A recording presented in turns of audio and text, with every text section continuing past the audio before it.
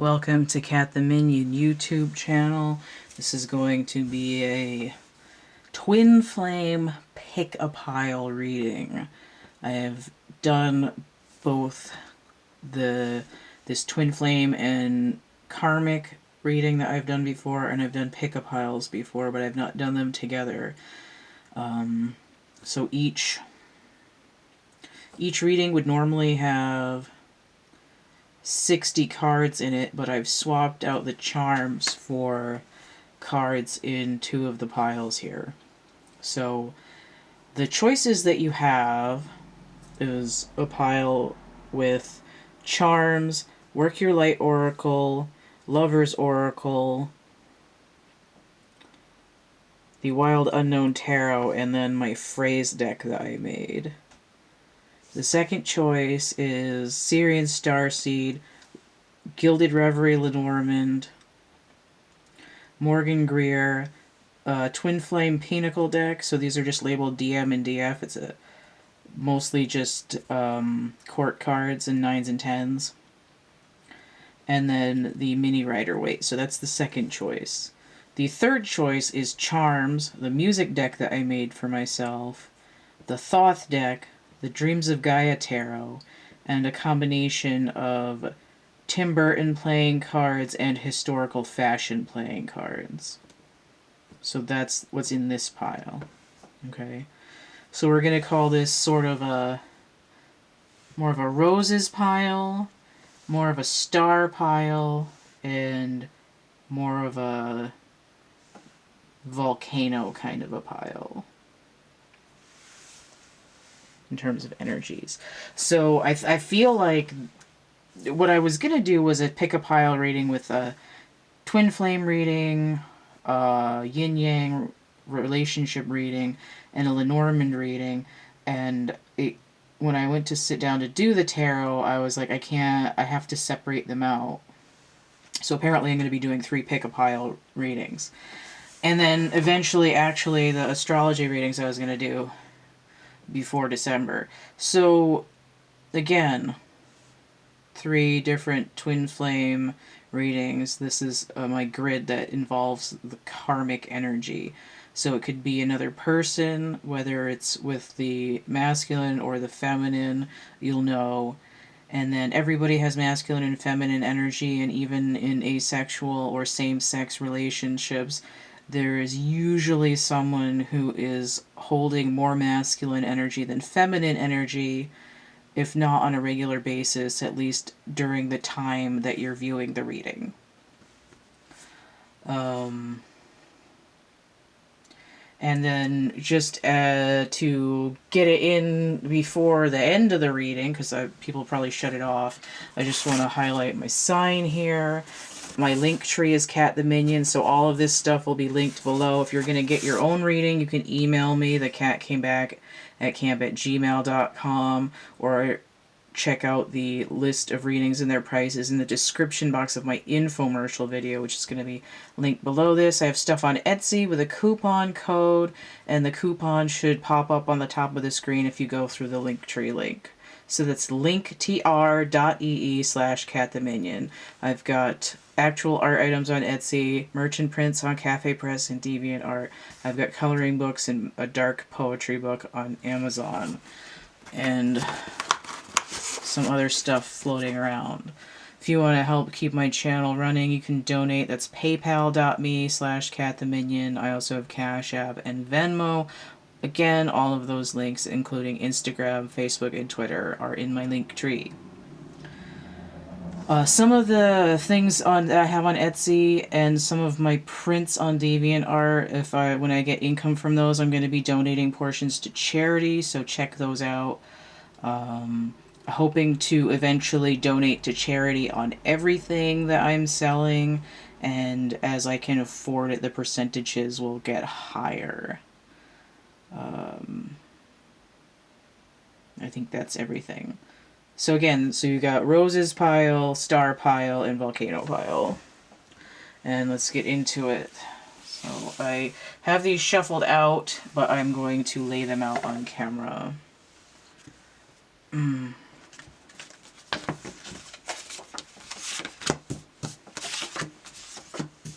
haven't really looked at, I haven't looked at these cards at all, so I'm not sure what's on them.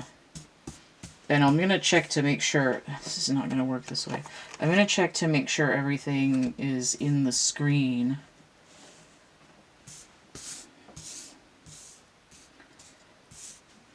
When I start. I should point out too, while I'm doing this, that this drawing right here is one of the things that I have on DeviantArt that's a print that's going to have some of the profits go to charity. The original drawing's not for sale, but there's a couple other things I've got on Etsy that are similar in quality.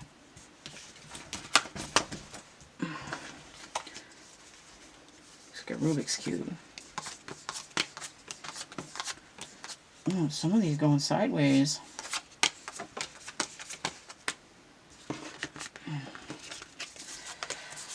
These heart cards, I usually lay them invert, like with the writing upside down, so that I can't read them as easily ahead of time. If they're inverted, it's usually when they're flipped over with the picture side up. So we'll get to those. I forgot how fat those heart cards are.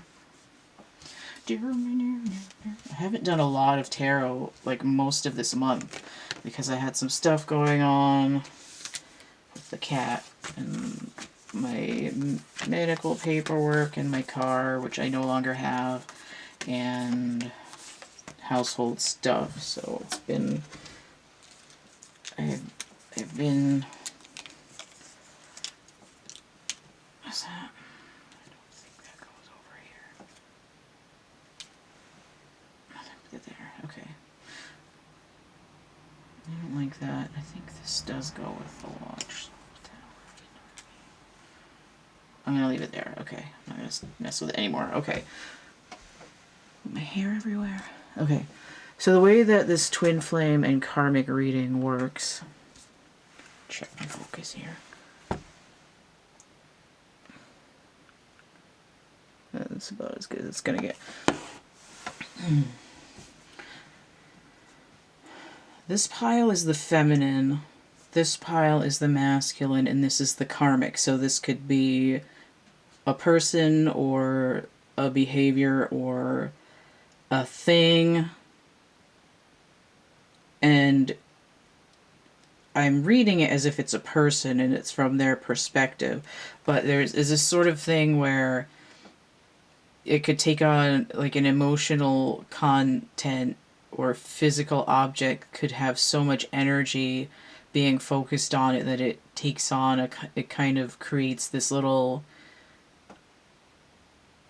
it's like AI where it has enough data in it to become sentient and it has its own perspective.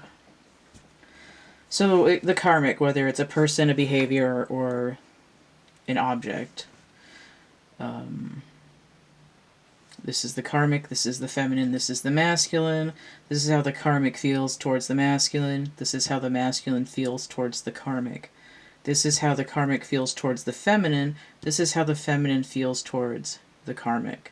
This is how the karmic feels about the twin flame union. And this is how the feminine feels about the masculine, how the masculine feels about the feminine, and how the masculine feels about the union, and how the feminine feels about the union. So it's sort of wrapped up all tight and neat like that. So let's not dally anymore and get into this. There. I have a little bit of a shadow on the camera because of my painting is near the light. It's not really fixing it. I'm just gonna have to deal with it because it's too heavy to move right now. I don't feel like it. Alright, so where are we starting? I just heard ladies first, so let's look at the feminine. Align your life. What is not aligned or what needs to change? So it was inverted, so it means that there's a delay or a confusion. Right? You might know that you're feeling a little bit fraculated, but you're not quite sure what to do about it. So I believe this one is about healing. It looks like this angelic being is crying, and they're having a third eye activation, and they're looking out into the world around them, and they're having a heart chakra activation. This growth energy to me tells me Aries energy.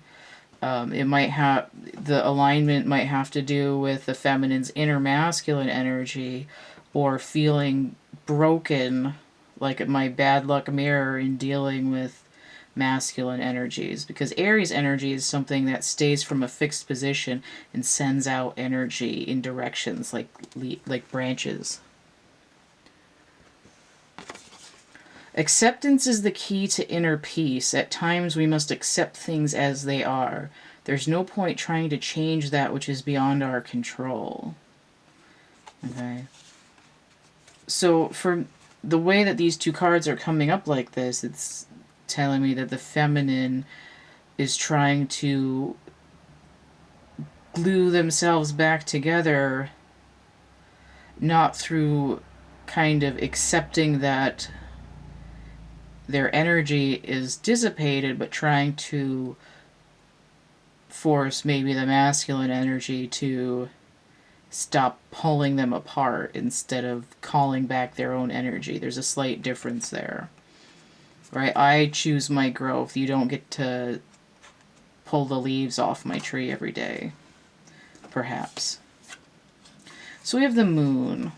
Now notice there's these two trees here. The masculine and the feminine energy. This is number 18. And I see it as the moon is... I was going to say the moon is waning, but the way that this is drawn, I actually feel like the moon is expanding. I'm trying to gain expansion, right? I want my branches to grow up and be taller. Now, I'm also getting this idea there's an entire aspen forest that's technically the largest tree in the world. It's like miles of trees. And it's technically one tree because they all share the same root system, and you can guarantee that these two trees here are probably twins. Not just because this is a twin flame reading, but because they're growing so close together, they're probably branches off the same root, essentially. And that would indicate to me that perhaps the twins in this reading have the same root issue of fragmentation, and this potential fight over whose leaves are whose has to do with being so broken that you don't know which pieces are actually yours anymore. And that's why we're in this moon energy. We're having to deal with these fears and deepest secrets, the things that only come out in the subconscious when you're sleeping. Digging the cave to the underground to address your terrors. So that just confirms that. So I have 223.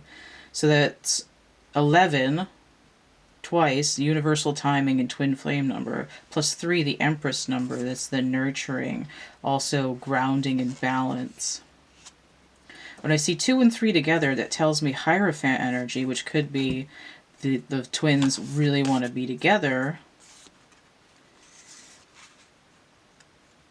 But it also breaks down to the Empress and the High Priestess going into the Hierophant together. I need to have a spiritual mastery and a physical mastery. And I might be able to have a green thumb, but I'm spiritually fragmented. I'm not getting these downloads that I need because my heart is too small. I need to put the pieces back to fill out this larger puzzle.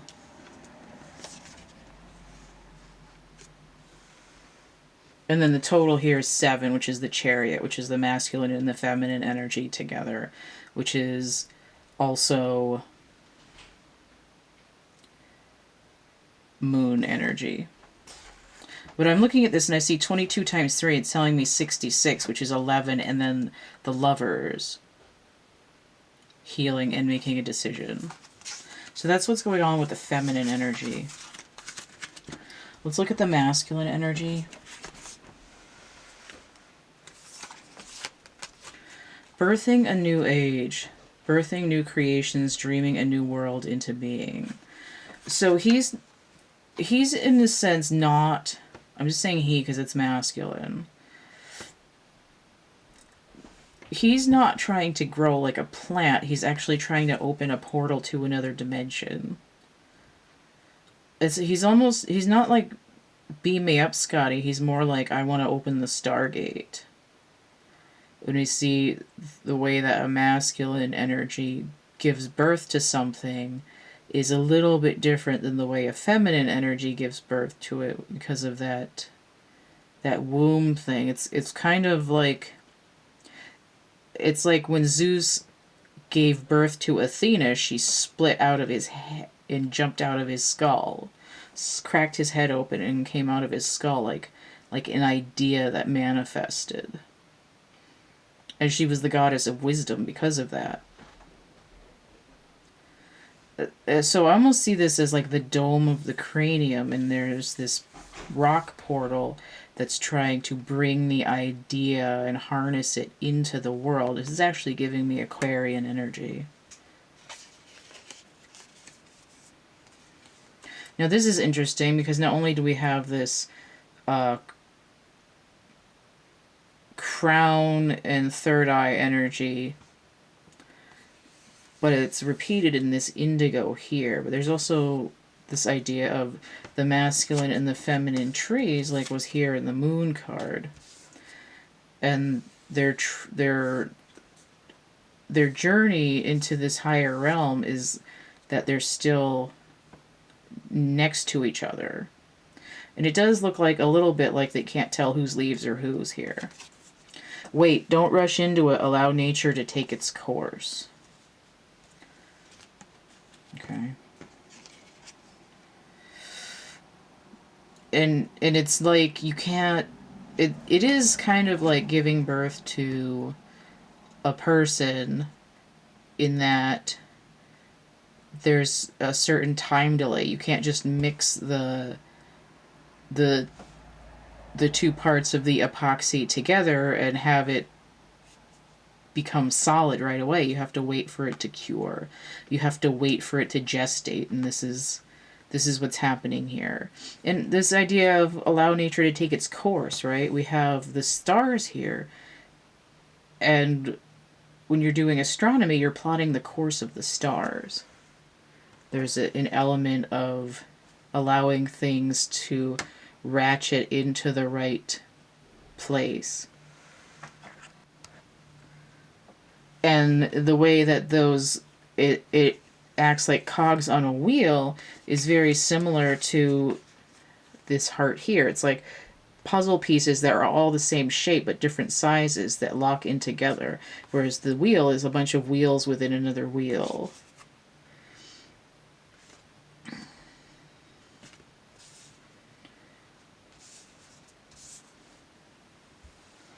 So there's some fire energy there as well. I had mentioned Mars energy here, but for this I'm getting the wheel energy of Sagittarius or Jupiter, which makes sense because I mentioned Athena and Zeus is the same as Jupiter. Okay, so there's the trees. Waiting for spring. Okay, so here is the Seven of Cups inverted. So we have the moon here, which is the same moon, basically. A little bit skinnier and a little bit yellower.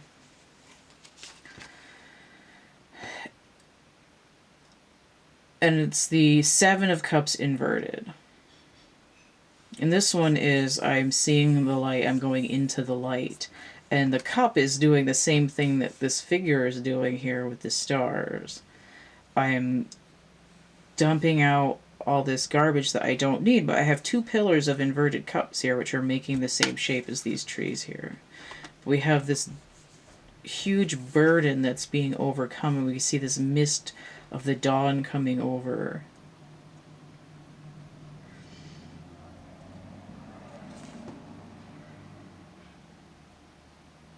I'm getting a little bit of this idea of exponential growth. And a little bit of like seeing the forest for the trees. Right? I can't tell which leaves are mine, but now I'm finally figuring out which leaves are mine and which aren't. Like the cups are each individual leaves on the tree. I can't make out what you're saying. Right? This is I'm trying to gain clarity over the confusion. This is 141, but I often see this as the absolute value of 4, which is a foundation, or the Emperor energy, which is Aries, which is Martian energy. But we also have the Sun here, very intensely. 7 of Cups.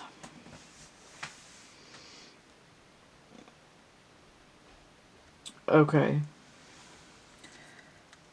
Traditionally, the 7 of Cups is supposed to be Venus in Scorpio. And I was looking at my grid, my little cheat sheet today, and I'm like, this is wrong. Some of the planets aren't being represented. So the way that I've re-gridded it, I've changed out the duplicates for ones that weren't represented yet.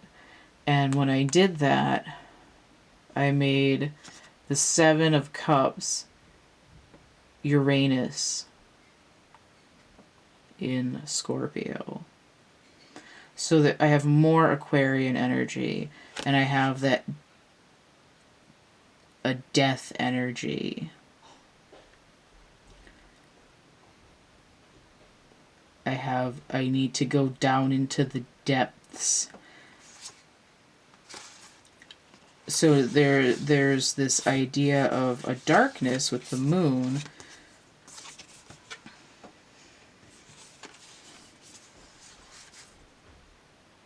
And illumination from the star and the sun.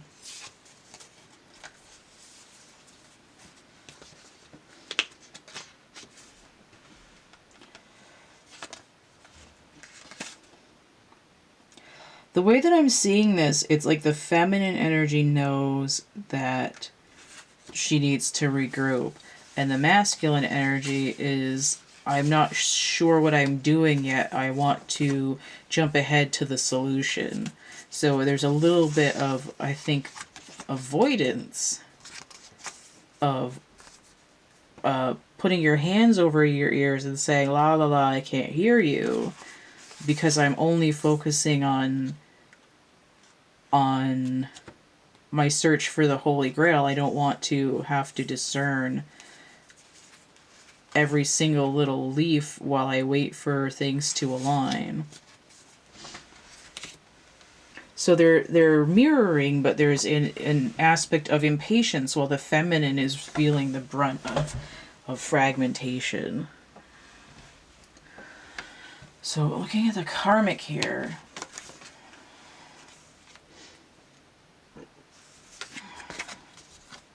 High Priestess in reverse. For me, the High Priestess usually is Piscean energy, and I've changed that to make that correction on my little list over here. I redid my whole list. And if you'll notice, we have Neptune retrograde until the 28th of November. And I think that there's going to be a completion, 2810, 2020 karma, where whatever is subjugating karmic energies to the subconscious is going to sort of destroy or deliver that karma to whoever is needing it. And it might be, I don't want to say like, oh, it's the masculine's fault, da da da, but it seems like the masculine is more confused and more away from the reality of dealing with a pain, because it's clear from the feminine's card that they're both fragmented, whereas the masculine is being told to wait, but he wants to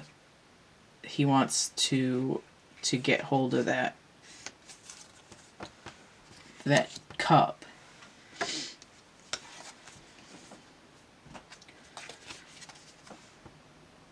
So karmic, to me, this reminds me of Narcissus, another Greek myth. Now that might not be what it says on the other side of the card, but we have, I'm not speaking my truth, I'm not getting into my emotions because I'm too busy with this narcissistic thing of sort of looking at my own reflection and being like, ooh, I'm so pretty. Or the feminine looks in the mirror, she's like, shit, my mirror's all fucked up. So this karmic energy, which may be attached to the masculine energy, probably indicative of narcissism and lack of speaking the truth.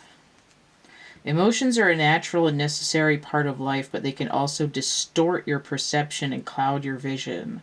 In order to see things clearly, you must let go of resentment. Okay? So it might not be like out and out narcissism. It might be, I'm the victim here, even if they're not.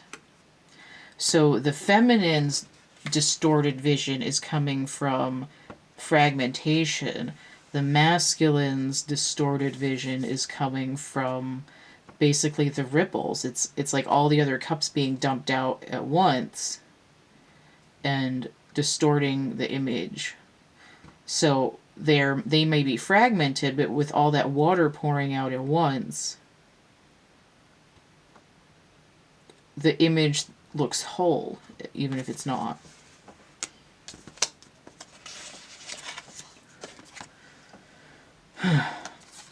Four of Pentacles inverted. We got a little bit of a cat's cradle here. Right? We have something that's tied together. Again, repeating this. It's like a cogs in a machine. And I had mentioned that with this over here. So I really think this karmic energy has to do with something that the masculine has to deal with. Which makes sense because we're coming off of the Mars retrograde in Aries, which was an overhaul for the masculine. It's only been like 10 days, so we're probably, after a few months, there's probably still post-shadow. And it's not to say the feminine didn't have to do stuff, because she's still got some problems over here. It's that Venus was retrograde first, so the feminines had a little bit more energy, to more time to calm down from the post-shadow. So the Four of Pentacles is another card that I changed. It's normally the Sun in Capricorn, but the way that I was looking at it, I'm saying now it's Neptune in Capricorn. And it's coming in inverted. So this is essentially giving me two cards in the karmic stack with Neptune retrograde. This is my subconscious issues are preventing me from figuring out what I need to let go of and what I need to hold on to. In invert, it would be, I understand what I need to let go of. But here, it's like I'm still rubber banded to this too many choices. I'm juggling too many things at once during Neptune retrograde. And it makes sense because I feel like the Neptune retrograde and the Mars retrograde are bound to each other.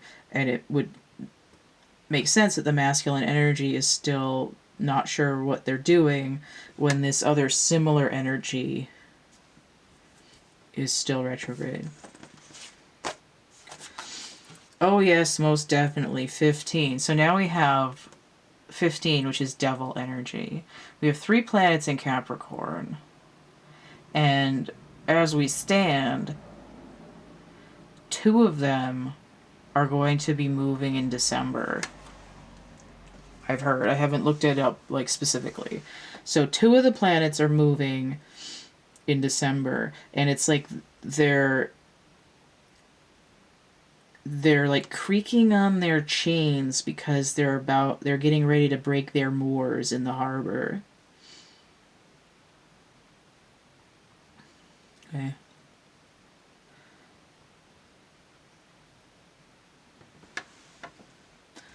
Most definitely. And this was coming in a little bit inverted, but it doesn't really matter with these cards.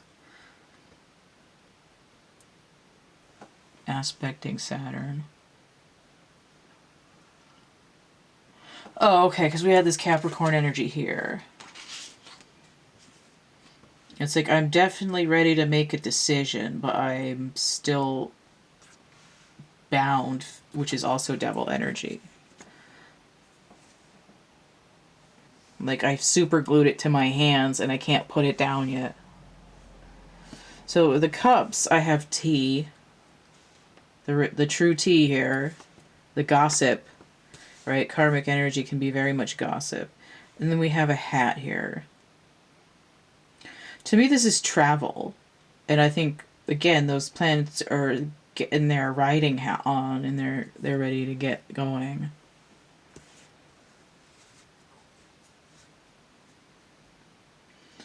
You need to sit and let it steep for a minute. Right? Subconscious issues, when they come up, you have to sit with them for a little bit. So this is really intense, and I wasn't quite ready for this, but I'm going to get some water.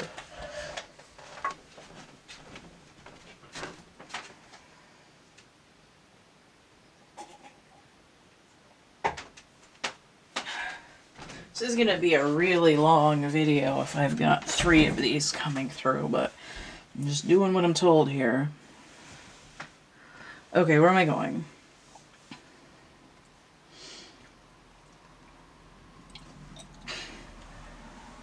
I want to see what the masculine feels about the karmic energy. So right off, I see these school books here. History, geometry, and a little composition book. Now, it was Mandelbrot's birthday the other day, and I was having a conversation on Twitter with my brother. So I think he posted something like, what are you doing to celebrate Mandelbrot's birthday? And I was like, oh, I saw that Google Doodle there. And he was like, I haven't been to the Google page. And I was like, oh, well, yes, I had it marked in my calendar, as one does. But it makes me think of the Tightrope Wanda mix, the Janelle Monáe. And because they name drop Mandelbrot in it, but one of the lyrics that the guy raps is, well, I'm just a different planet, so excuse my astrology. And that's what this makes me think of.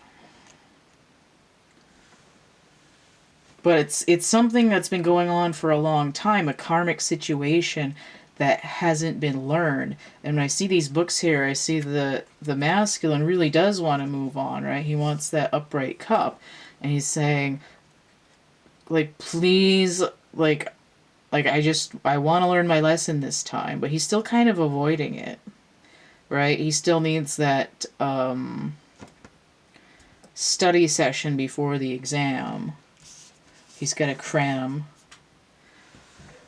Got to cram to pass, man. So we have no inverted. So we have yes here. I really want to move on. It says wait, postpone, pause, say no. The masculine was already told they need to wait. And now he's like, I don't want to wait. I want to take that zip line. This looks like a zip line to me. I want to take that zip line right into the pyramid and get that information. You know, I want to go through these 2 pillars, the masculine and the feminine energy, and you know, pass go and collect 200. And also, when this is inverted, it tells me, oh, it's on now. So he's impatient. to complete the cycle, to not have to take this lesson again, but he's still kind of trying to come in through the back gate to get to the front of the line, and it's this is not a test that you can cheat on, whether that means they're unfaithful or that they're trying to pull a fast one on the universe and be like, see, I learned it, I don't need to do it again. But it's like, you really don't want to have to repeat this lesson. So this is what the masculine is thinking of. It's he be horny, basically. But we do have this higher chakra energy aside from the sacral energy here. Sacred union, honor and treasure your relationship, for it's truly sacred. Right? This is his looking at the karma and saying, like, yeah, okay, we're done with this, right? I see this matching color here. And this point where essentially we don't need to separate our leaves out. We can be in our own little bubble here. But there's an issue where you need to understand the details so you can understand why you have this.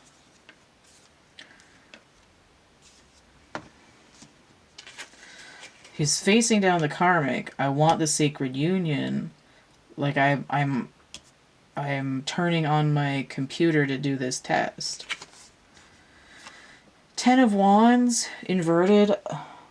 Right? I want to complete it. 10, 28. I want to complete it. I've got to get it done. I need to get out of this karmic cycle because it's really bogging me down. Saturn and Sagittarius. Okay, so we have this Capricorn energy again. Now, right now, Jupiter is in Capricorn, which is essentially the same energy as this card. And it's going to move, right? We see that it's ready to move because it's come inverted. There's a shift in the energy. It's like, I want to break out of this prison.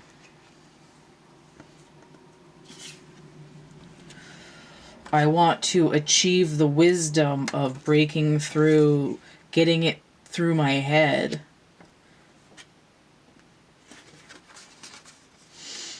I'm crushed by the weight of not feeling good enough, 47, which breaks down to 11. So we have the Chariot, the Emperor, breaking down to 11, that twin flame and universal timing. I'm trying to cheat on this exam of breaking through this karmic cycle because I don't feel like I can do it, but I really don't want to have to do this lesson again. I've failed this exam so many times that I don't know if I can ever pass it. I'm nervous. But if you pay attention to the details, to the aspects of what it is, then you can move into your new age and you'll know what order the stones go in to open your Stargate. You won't be like trying to learn physics in the 11th hour.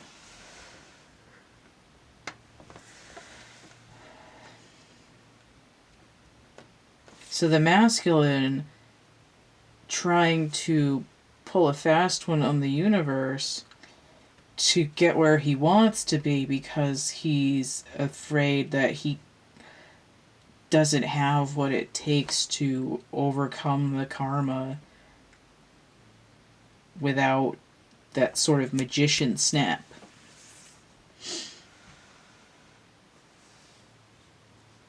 I'm going to go ahead and see what he feels like about the feminine.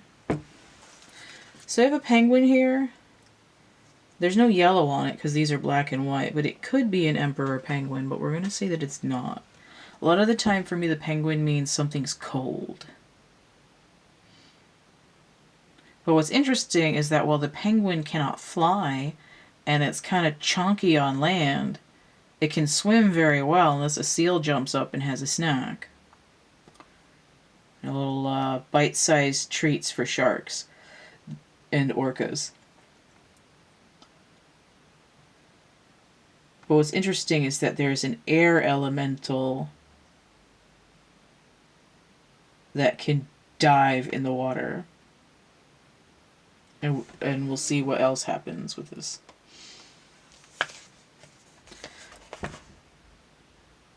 Okay, alright. The penguin.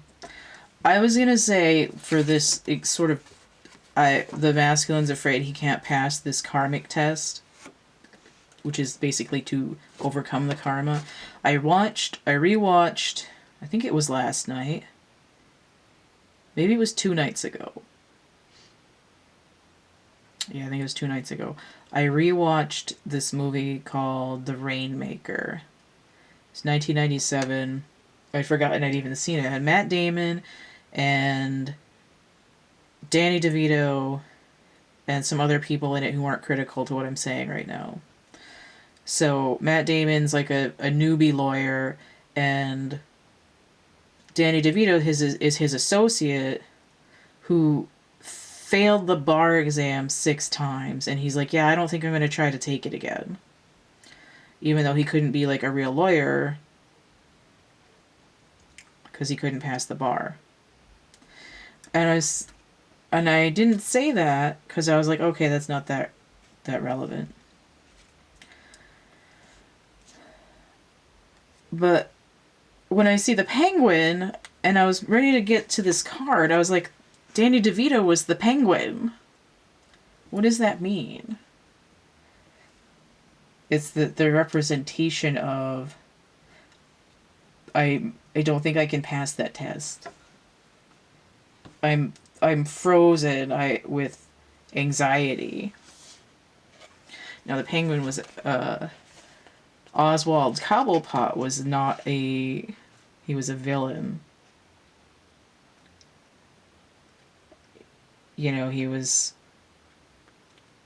outcast for being different and then sought revenge. Right? I'm the victim. That narcissistic, I am the victim. Where was it? No, there's something I needed. Some word that I needed. Distorted perception, resentment. There we go, resentment. It says, play, have fun, celebrate, don't be too serious. So I see this cup that he was looking at in the sunlight. Huge. What's in the cup? The feminine energy. Like I really like her and I want to play with her, and I can see her being in my fulfilling my emotional cup.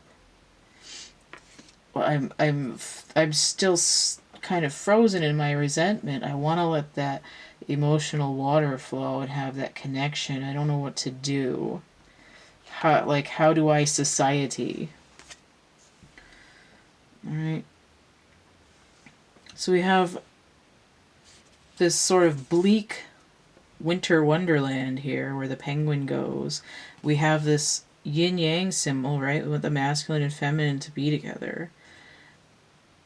But what's sort of the shadow aspect is the masculine energy is sad. He's not speaking to the feminine, but he can feel her energy and he wants her like beside him. Balance. Love is not always about agreeing just for the sake of it. A great relationship is one that both supports and challenges. So the feminine energy may have been like, dude, you helped break my mirror, what the crap? And now he thinks that she is never going to be fun and playful, and sort of frees him out because he might have, fucked up a little bit. But that's the thing, is that if you hold this resentment and victim mentality of, oh, they attacked me, it's never this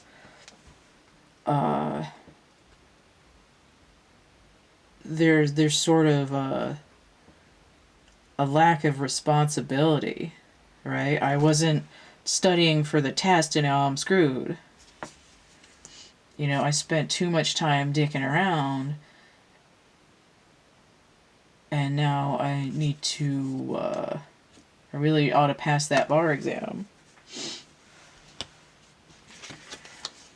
Ooh. Now he's got the 10 of Cups. This looks like a stage spotlight, but it's also like Cat's Cradle. Look at this. And it's sort of like caught in the crossfires. But this is actually good. It looks like stage lights. All the world's a stage and each must play a part. So if somebody plays a role well, then you don't need to be a victim. You need to understand that there's something being played out there. 10 of Cups. Okay, so this is supposed to be Mars in Pisces, but when I redid this, I changed it to Pluto in Pisces. And first of all, because it wasn't represented, and second of all, because Pluto, even though it rules Scorpio, which is a water sign,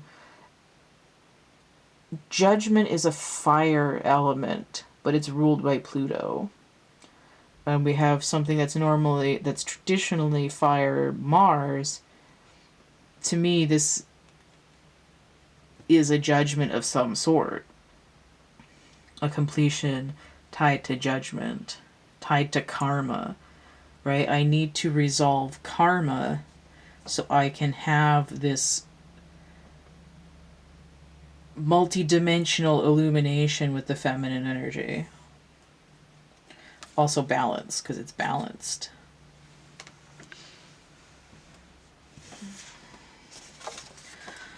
I haven't been sleeping well, 42. So we have the Emperor and the High Priestess breaking down to 6, which is the Lovers.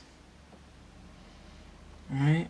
I've been up all night, but maybe I haven't been studying, or maybe I've been cramming because I know it's coming. I've got to study real hard, real fast, and this anxiety has me up all night.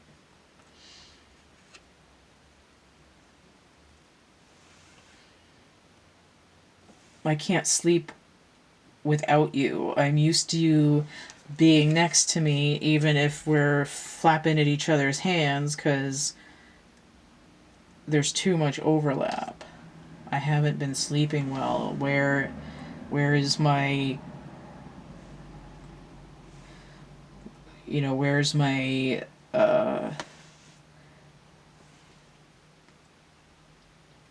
It's like you relax me, kind of an energy.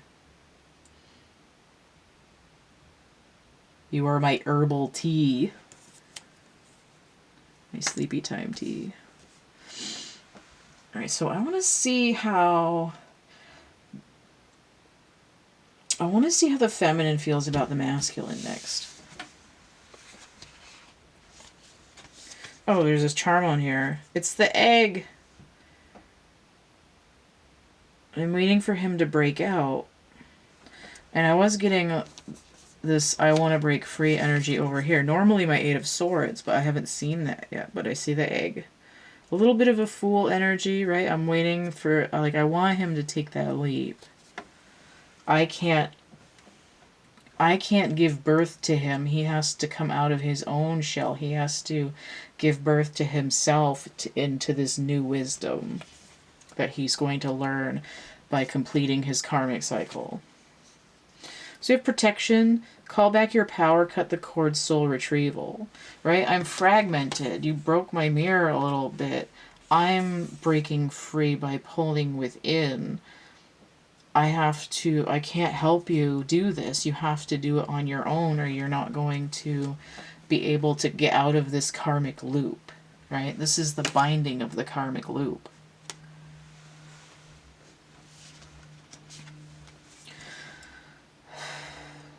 He needs to ascend on his own. Now look at this. these little heart pieces, they're all in a string here now. I'm getting my own heart pieces back in alignment, but if he wants to bridge up, he has to be able to do that on his own, right? Like a little baby bird breaking out, trying to flap its wings for the first time, has to wait a certain amount of time to grow the feathers so that it can actually hop out of the nest. The past is now behind you. Release it and embrace new possibilities. A new path is now available to you. Follow it with faith. Right? The feminine energy wants the masculine energy to succeed, to be able to move past the karma. He sees the new possibilities, but he can't grab them. They're just out of reach.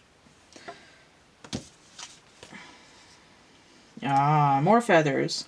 This is the 10 of Pentacles, or the 9 of Pentacles, my bad. The 9 of Pentacles. Now, I flipped it around when I picked it up, so I think it's supposed to be in the challenge position. This is that nest. All these little nest eggs. So, the 9 of Pentacles is usually the single lady's card. It's like, I'm okay by myself. But you're only okay by yourself because you're protected by this sort of nest. And in order to have this ascension and get out of this past, you do have to sort of crack open and hop out with these little eggs and hop out of the nest and take flight. So this energy is Venus in Virgo. Okay, this is very much about resolving inner child issues. We see it's a root issue. We have this red here. We're tied at the roots. We're born out of the same nest, but we each have to have our own flight path, whether we come together or not. I had to stop at 176, so I see the star, right? That course, that Aquarian Fool energy. And then I see the 6, the Lovers, the choice, the healing. But this also breaks down to 7 and 7. 7 times 11, the Chariot, and the universal timing, and the Twin Flame. Breaking down again to 14, which is balance, which breaks down to 5, which is a shift or a pivot. Right? I have to stop trying to energetically give you the answers, because you're not going to apply them unless you have to learn it yourself. You won't know why the answers are the answers. And I can't just keep breaking off pieces of myself so that you can be like, oh, here's the answer that I have written on my hand.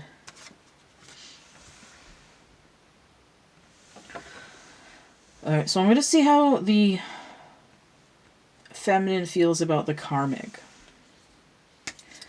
So we have a message in a bottle and it's inverted.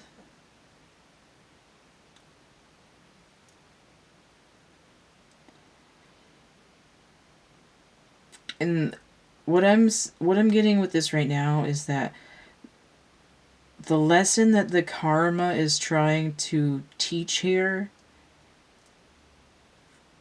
it's like it's taking too long to come in. You could have sent an email. You can't float the message if the waters are frozen. Right? It's not going to get through.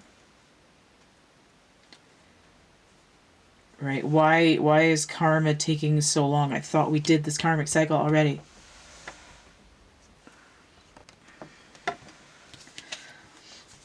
Unbound.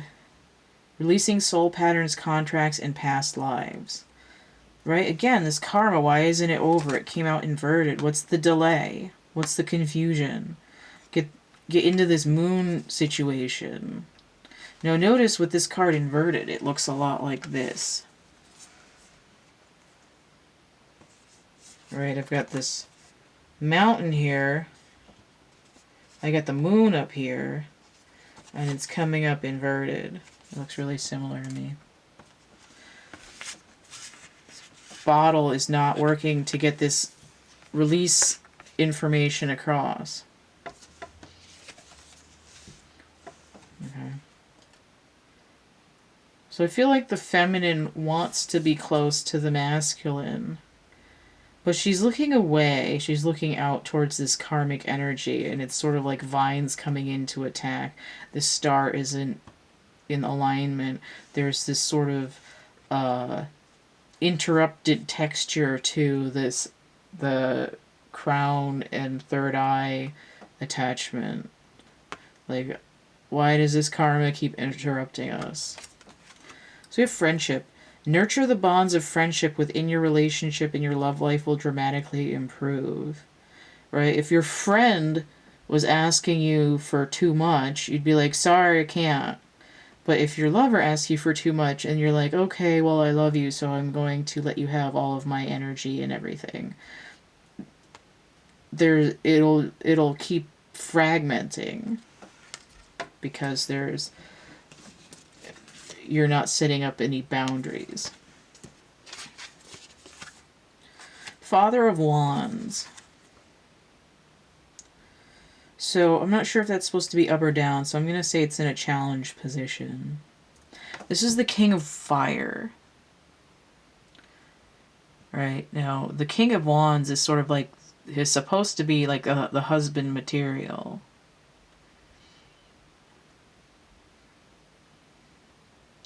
This is also, I mean, it could very much be the Kundalini energy.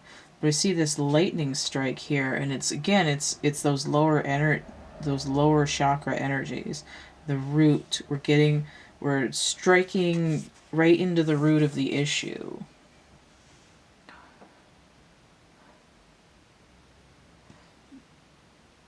It's like whatever frustrates you and makes you angry that isn't allowing balance in a shift.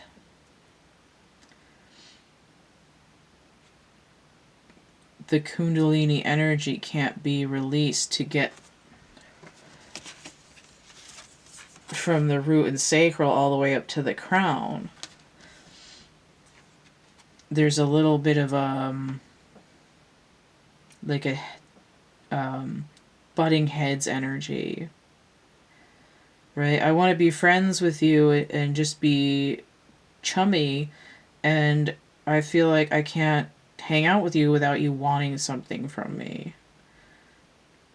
Don't steal my energy. Build it together into this, like, roar till the snake rises up. Enhance calm, they're coming out. The cat emerges from the bag, 78. Okay, so we have strength or justice with 8. I'm going to say it's strength here because I feel that fire, that Leo energy. And then 7, the chariot again, right? The sun and the moon, the masculine and the feminine. Breaks down to devil, that Capricorn energy, that binding, right? Open the bag. There's her desperado, that part where it says open the gate.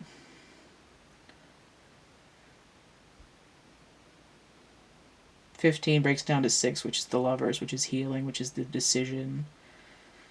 You know, it's like, I am impatient for this karma to be resolved. Like, why can't we be friends? Why can't we be friends?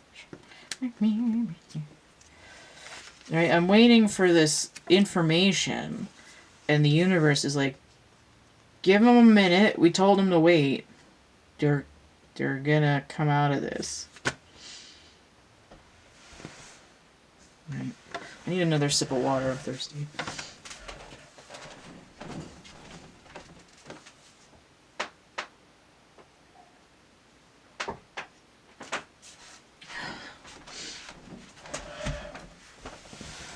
Okay. So how the karmic feels about the masculine.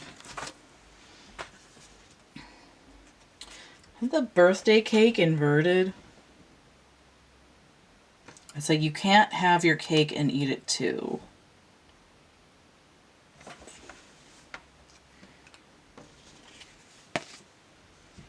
Trust your path. If you knew you would be supported, what would you do?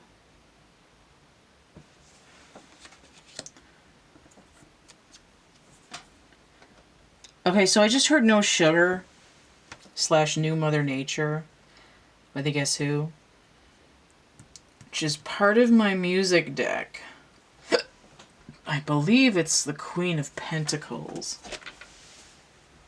Let me see if it's still in here. Yeah, it's the Queen of Pentacles. No Sugar / New Mother Nature. No sugar tonight in my coffee. No sugar tonight in my tea. No sugar to run beside me.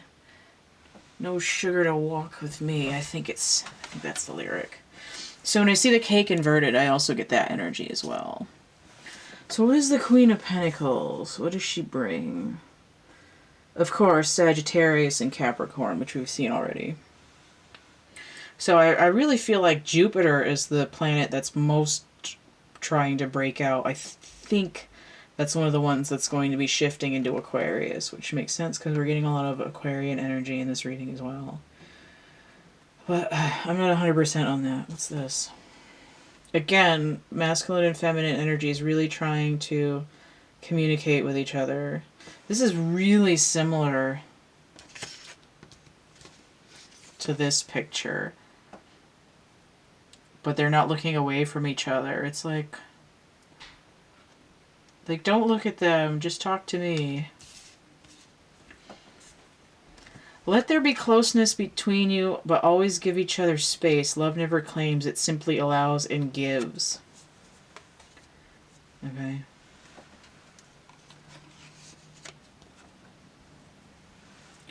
I'm going to come back to that in a second. I want to get these other cards. So we have the Son of Wands. Now, when the feminine was looking at the karmic, I have this Father of Wands that kind of came up upside down. So the karmic is sort of energies telling the masculine the same kind of energy. Now, when I see a knight inverted, it tells me the Hanged Man. All right, so we have Neptune retrograde again.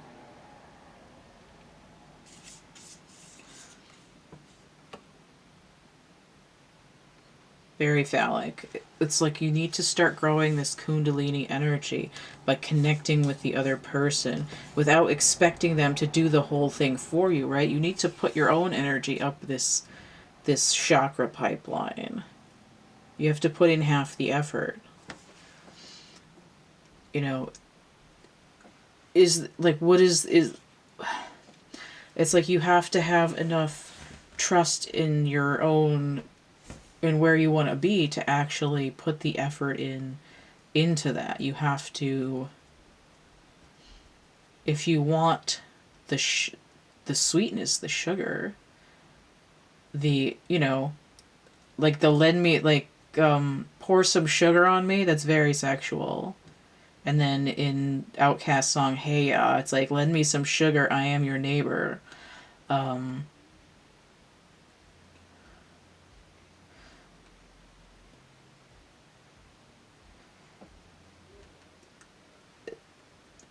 There's the double entendre of sweetness, of be generous, be kind, be sweet, if you want to then get a little spicier.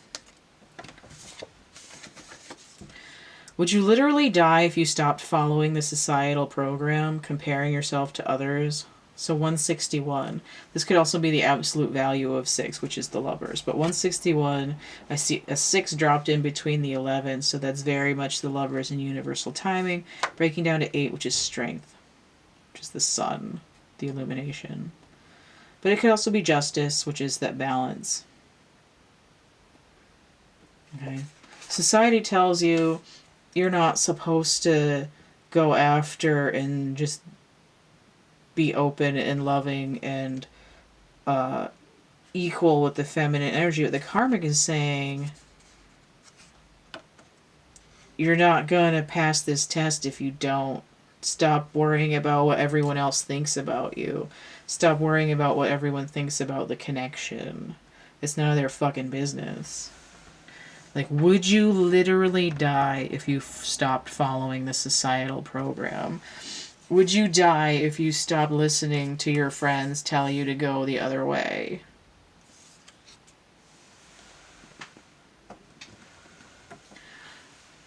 Like, would it physically, literally kill you? If not, then there's no reason to freeze yourself out of that sweetness, that syrup and honey. All right, so the karmic energy towards the feminine. I'm gonna do the charms last. Okay, so let's start with this one. So we have migration, sending out a search party, number 399. So this is almost 400, right? It's like we're like the day before we get to the Emperor starting over. He's not just going to take one leap, he's going to take 2 giant leaps, right? One giant step for mankind. What's this? Oh, okay, it is the Earth. Right? We're coming out of this Saturnian energy. We're moving into a new world.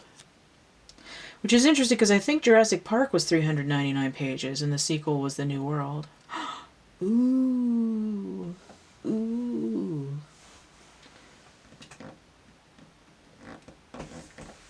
I'm actually curious. I think I have that book. Let me see.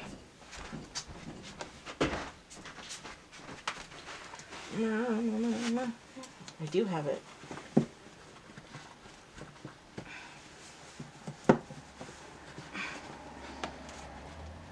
Oh, come on. Get me the fucking...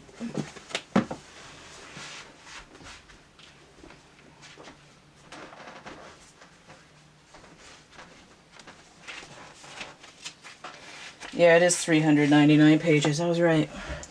Okay,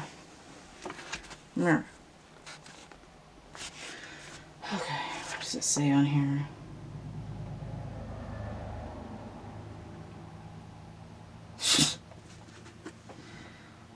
A search party could spend years in the Ismaloya Mountains with nothing to show for it. What does that equal? 9 and 9 is 18, breaks down to 9 and 3 is 12, which breaks down to 3.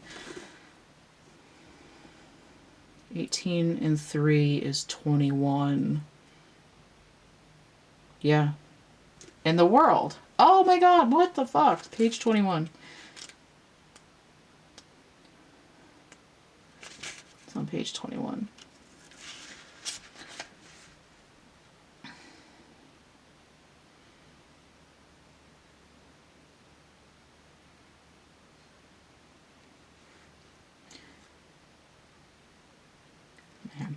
Such a new and distinctive pattern led guitarists to suspect the presence of a previously unknown species of lizard.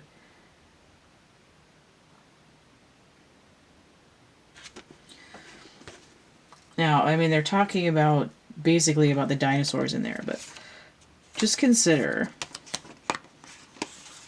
a new species of lizard. Anyway, I just thought that was interesting. 399 pages. Oh, you know what? That might be where I got that card from, was by reading page 399 on this book. So, let me see. Yeah, because it had migration.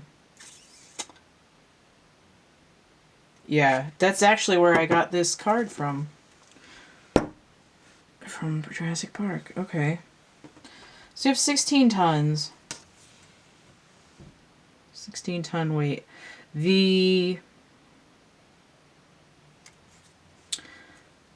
tower. Mars energy.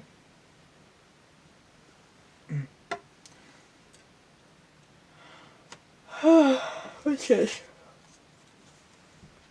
2 of Swords with us in a total eclipse of the sun.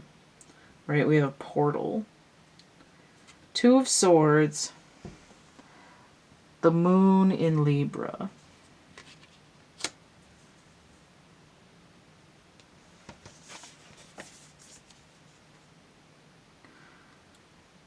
Warrior woman, have you answered your deepest calling?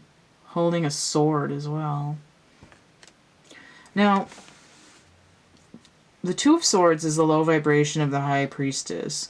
This is basically the Queen of Swords, which is like the mid-step, right? It goes Two of Swords, Queen of Swords, Justice, and then the High Priestess. And we saw that up here with this High Priestess inverted. Neptune retrograde. And I have Moon and Libra energy. I have essentially the Queen of Swords here.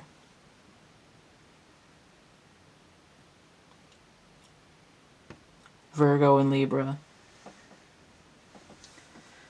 So the Empress energy. And this again, this is like those other cards with the heart, but now instead of little hearts coming off, it's orbs. Now in the Syrian starseed, orbs are swords. Three of Swords. Releasing the swords. Ending the heartbreak. And we go from the 3 to the 2 here, and then the third one's over here. Secret admirer. Someone has deeper feelings for you than they're letting on.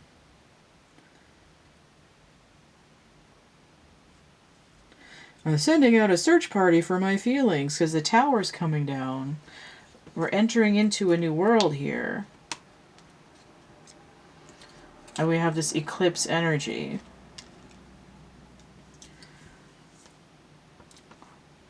You answered your deepest calling. It's like the karmic energy is telling the feminine energy that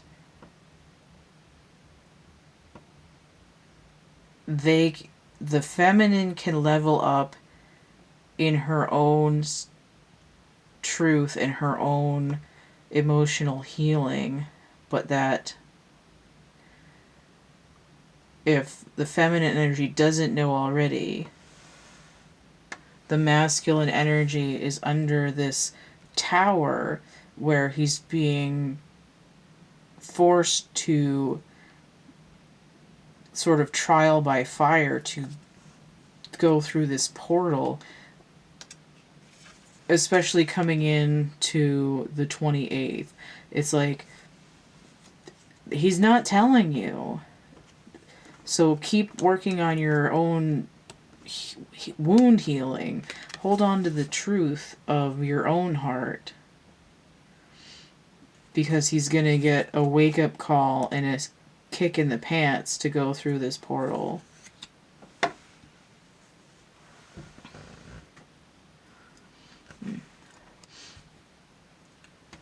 Alright, so we're going to see what the karmic feels about the union.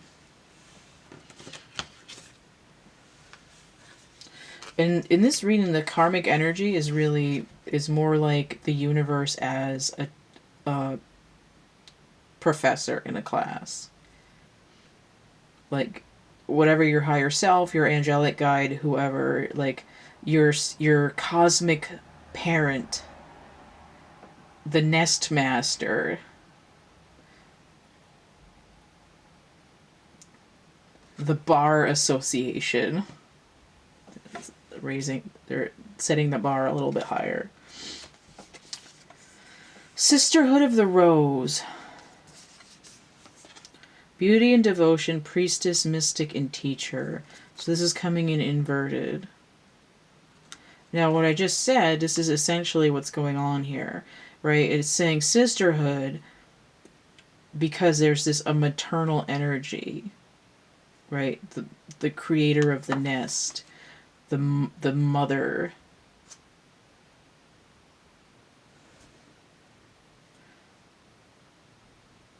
But it's also coming in with this high priestess energy because the unspoken magician energy here is one that's more of in a trickster energy, and the high priestess is coming in with balance, saying, you can't do that. I see you sneaking around with your magic wand trying to pull rabbits out of hats, and that's not how it works. Alright. masculine energy frozen, feminine energy, like, come on, man. Look, I found out which leaves are yours. Are you gonna come out of there? I love you. Give thanks for the blessings of love soon to come your way. Know that you deserve to be and have all that your heart truly desires. Seven of Swords inverted. Okay, so traditionally the moon in Aquarius. This is sneaky. This is no sneaky anymore, which is exactly what I said. And notice how we have 6 swords over here separated from this other sword, this fox here. This is really similar to what the karmic was directing towards the feminine energy. Now, the 6 of Swords is Mercury in Aquarius. Inverted tells me we need to go deeper. Now, when I redid my grid a couple hours ago, I decided that to remove the duplicate, the 7 of Swords here is now Pluto in Aquarius. And it's inverted. In order to come out of this hell, this underworld,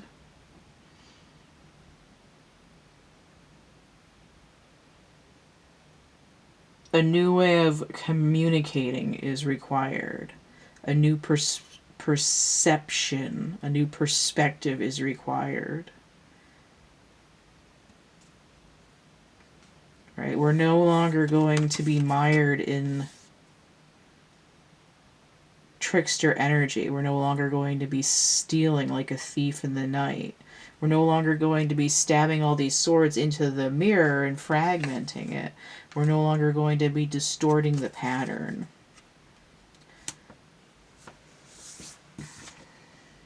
A perfect fit, 14. Balance and a shift. Temperance, which is Sagittarius energy. Also, we are in Sun sign Sagittarius right now. I mean, when the karmic energy tells the twin flame relationship that it's a perfect fit for the union, it's kind of like, okay,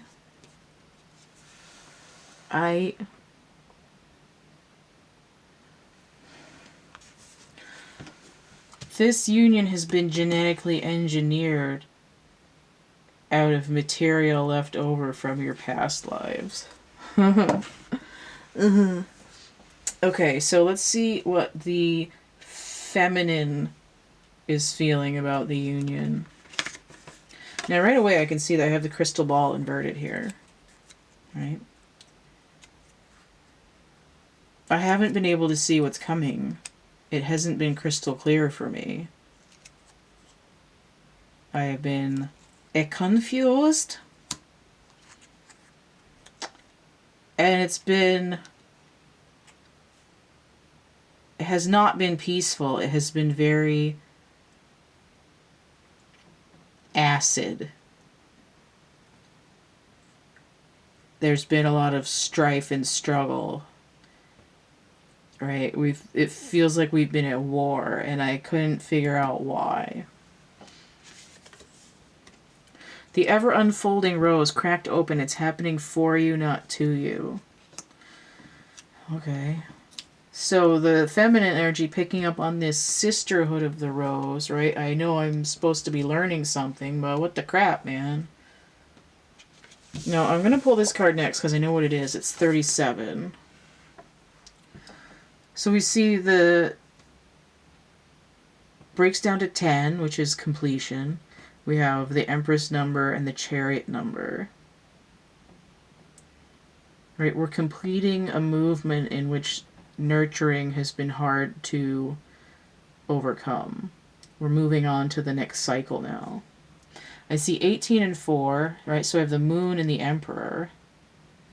But I also have it breaking down into 13, which is the death cycle, which breaks down again to 4. So there's a transformative energy here. Masculine overcoming his darkness, going through a transition of the death cycle in order to come out more himself. Feminine energy completing a cycle in which she felt unable to move due to lack of nurturing.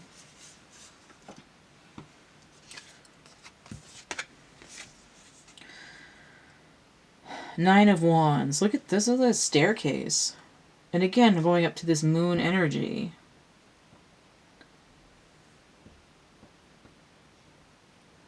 Stairway to heaven.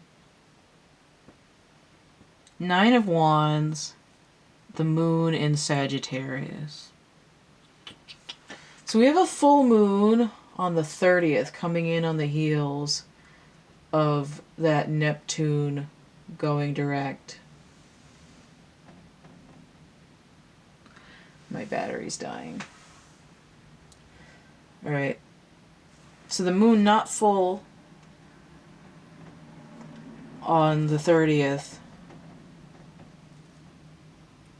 I mean, the moon not full on the 28th, but it will be on the 30th, right? We're climbing up out of the depths here. I was like descending a staircase, like in a fancy movie when the people come down the staircase and everybody's like, oh my god, they look amazing. That kind of energy. Look at this. So now we have the masculine and the feminine with the Kundalini energy. She looks a little bit unconvinced, but he's super into it. Right? She's the feminine feeling a little bit gun shy about the relationship, knowing that it's been a struggle and it's exhausting to climb this massive staircase. And, you know, I know that it's not been a pain in the ass directly at me, but I'm still a little bit tired. And look at this, we have the leaves down here again. The branch that we started out with. Power. You instinctively know what is right for you, and you have the power to say no or walk away at any time. Right? So she seems a little bit stiff, but there's no way in hell she's going to walk away from this. Do I continue? Alright, my battery died. I've got one last little bit of this reading to do, and then I'll move on to the next one in this pick-a-pile. So we're looking at how the masculine feels about the union. And we have the watch. Right? He's constantly looking at his watch. He's impatient. It's like, is it friggin' time yet?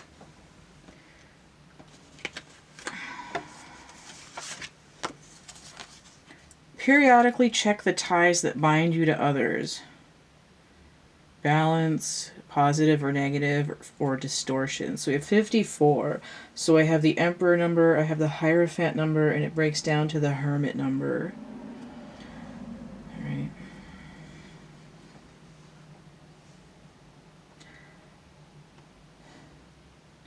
I'm getting a little bit of like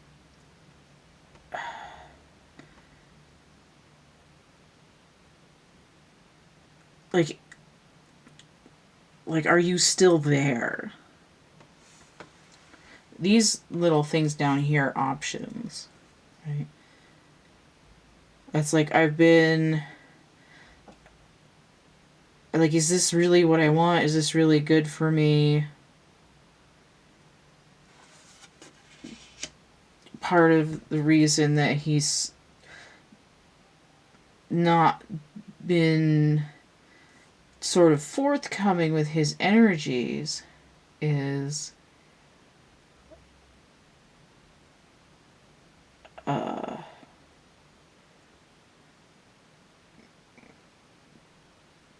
like I feel tied to the feminine, but everyone around me tells me that we don't belong together, or I'm toxic for them, or they're toxic for me, or something like that. It's like, it's hard to see why we're tied together because of the distortions. And there's this idea of I need to have some kind of, I need to gain control over my spiritual reality and my physical reality. And the only way I can do that is to go within. I haven't taken the time. But I like look at the hour. It's the 11th hour, and I don't know what I'm doing. Like arg.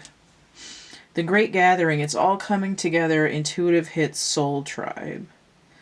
Right? It's like I know I belong. Like I know we're part of the same group, and I see this idea of the mountains again that were right here. Mountains. Like you feel like the same, like we feel cut from the same cloth. We feel like we're made out of the same jello. We're from the same tribe of people, of beings. Seven of Pentacles inverted. So again, very impatient.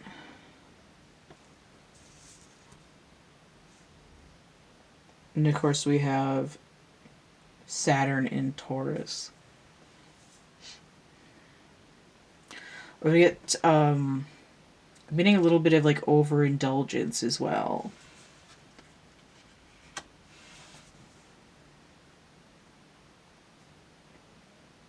Like I'm so tense from waiting that I'm chain smoking, or I'm sitting here eating like a whole bag of like family-sized Doritos, cuz where the hell are, like what the hell are,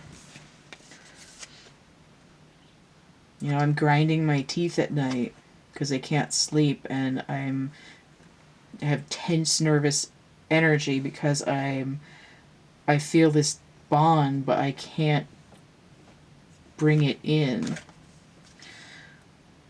Aw, isn't that cute? So this moon, I think it's the moon, but then we have this sun and the rainbow here. So this is the solar energy. It's very yellow. And we have a lotus here, which gives me chakra energy. But there's some sacral energy here, but there's this more, I want to say more pure, but more sun-kissed. There's a Sunny D joke in there, but the twins are connected via an energetic cord, an energetic binding that attaches at the solar chakra. Freedom. There's nothing stopping you. The path is clear if you want it to be. So he is impatient, but there isn't really anything stopping him from attaining the feminine. Now, what's interesting is that this checking the ties that bind you card is bright yellow as well. And we see the watch here. I think I need another charm for that pile, though, actually. Let me see what we got here.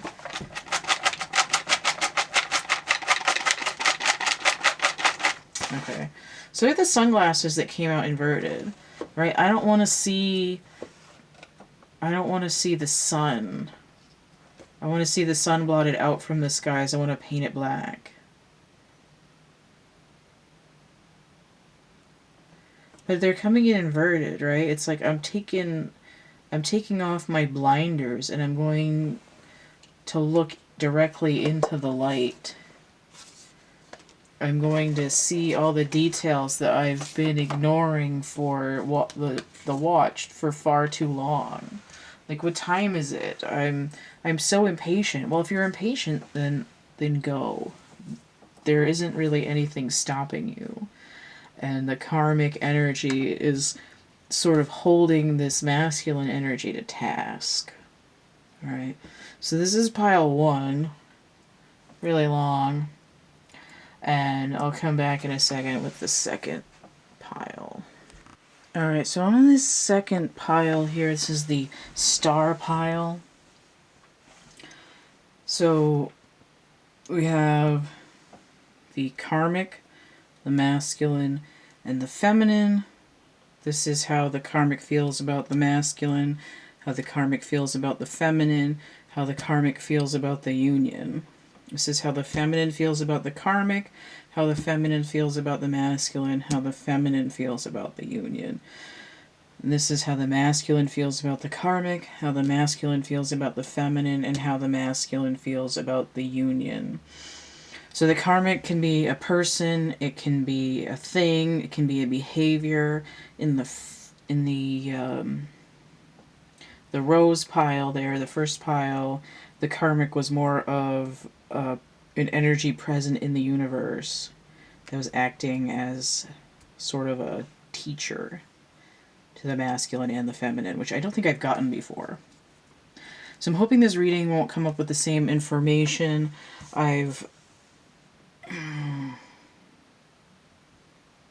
don't know what I was going to say.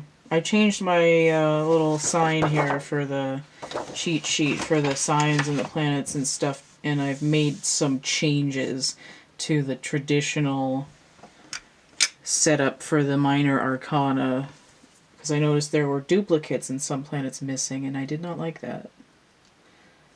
Alright, so I was hoping this reading has different energy. It's using different decks.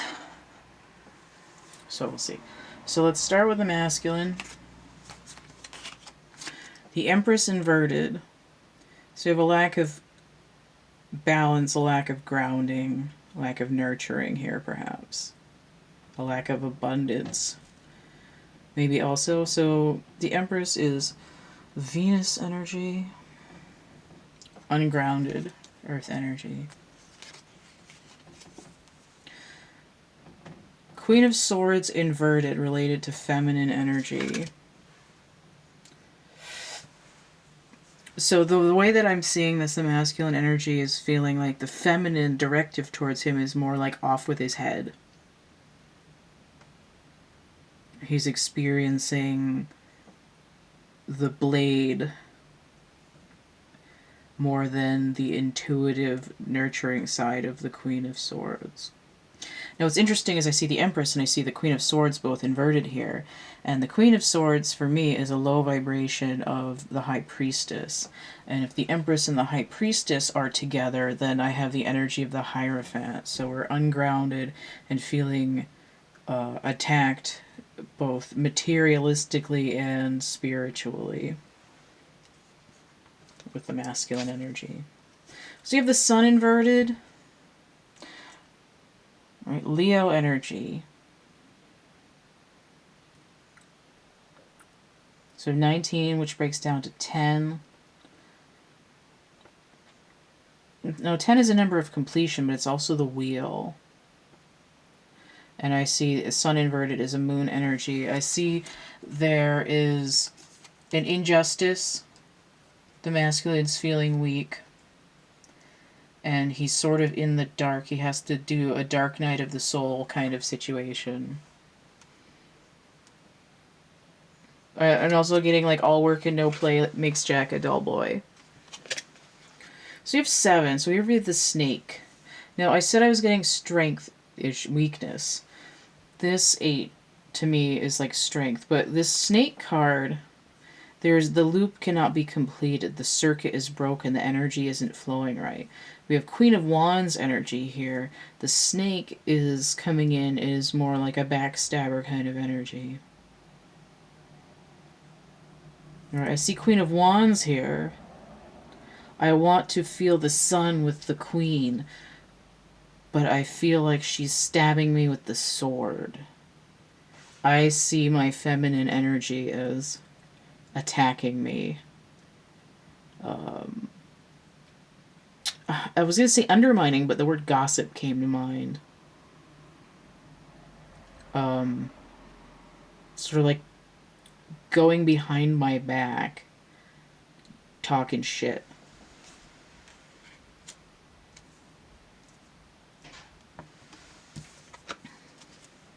Eight of Orbs. So I have another 8 here. Now strength is usually 8, but it can be 11 depending on the deck. But I saw the 8 in the figure, in the infinity symbol of the snake. And I see it as the alternate energy for Leo the Sun. The Eight of Swords is I want to break free. And energy is Jupiter in Gemini. So again, that tells me the wheel energy, and also Gemini is the twins, so we're dealing with the twin flame connection.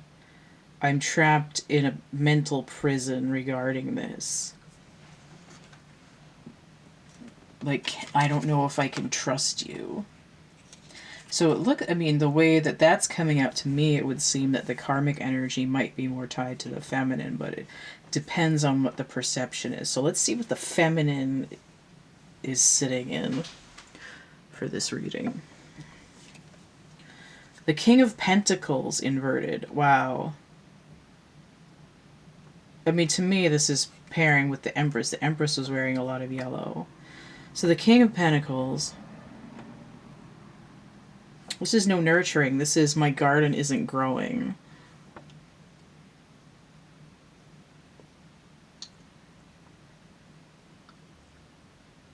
Okay, so we have Aries and Taurus. So this is definitely with the Empress, because she's also the ruler of Taurus with the Venus energy there.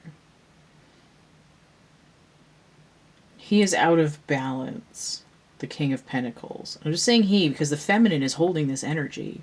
Her inner masculine is also out of balance.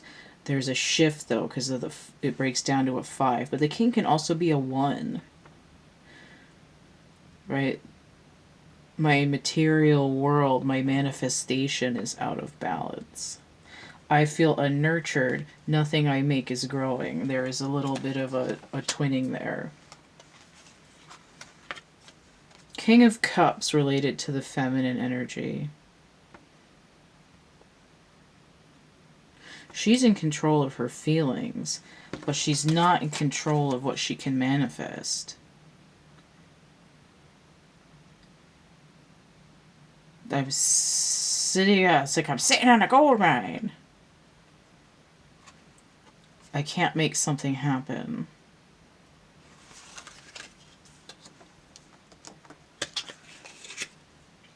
Seven of Swords. Okay. There's deception. I'm getting like emotional manipulation. 5 and 7 is 12. That's Hangman energy. Look at all this yellow. So much yellow. 7 of Swords, the way I'm reading it right now, is Pluto in Aquarius. There's sort of a darkness at play. There's a theme in your shadow.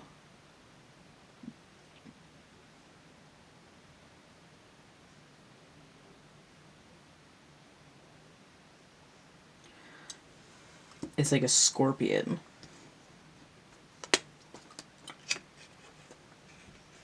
You might be like the end result is you might be stinging yourself with your own tail when you try to go and take what you want from other people instead of growing it for yourself. So you have 33 inverted. What is this? The cage or something like that? I think it's the cage. It's like a bird cage. Or a key. Might be a key. I don't know what it's called exactly. It's coming in 8 of Pentacles. So I see this idea of the 8 and this pentacle here with the king coming in. 8 of Pentacles inverted. Feminine energy in this reading is not doing work. 33. That's 11 times the Empress number, but it breaks down to 6, which is the twin flame. It's healing. It's a choice. Feminine energy not doing the work to provide, to self-nurture, keeping themselves closed in and locked into a pattern. Now, because the twins are tied together, the feminine energy holds the exterior energy of not doing work to nurture from the self. taking resources from others. Masculine's inner feminine responding by also not nurturing. And he's perceiving it as a betrayal. I should have passion for you, but you keep stabbing me in the back and I want to break free of this. She's refusing to break out on her own. Two of Chalices. I'm not surprised to see this coming in inverted. We have, I think this is, oh no, this is Venus in Cancer. Right? No Empress, no nurturing, no grounding. Did anyone, oh, the feminine holds the King of Cups. King of Cups is in control of the emotion. It's hidden within. The feminine energy might want this, but what ends up is we have 2 cups, we have 14 cups. We end up with the Tower, the number of the Tower. There's something that's going to break down here. So let's see what the karmic energy is. So it looks to me like the karmic energy might be more tied to the feminine in this reading. 3 of Wands. All right. This is a lack of foresight to begin with. We see there's an issue with root and or sacral energy here. The Sun in Aries. So we're having a Sun inverted here, bringing in moon energy. There's a darkness. My fears are keeping me from attaining the future that I want. Now this could be either. And based on the first reading I got, before I flip over any of these cards, it might be a universal force acting on both of the twins. It might not be a karmic thing. It might be the universe punching that time clock. 9 of Cups, inverted, related to feminine energy. 9 of Cups inverted is a nightmare card. It's exactly like saying this is really the 9 of Swords. So, but the 9 of Cups energy in particular, Jupiter in Pisces. Okay. So, I believe, well, Jupiter is the planet of Sagittarius. We're in Sun Sagittarius right now.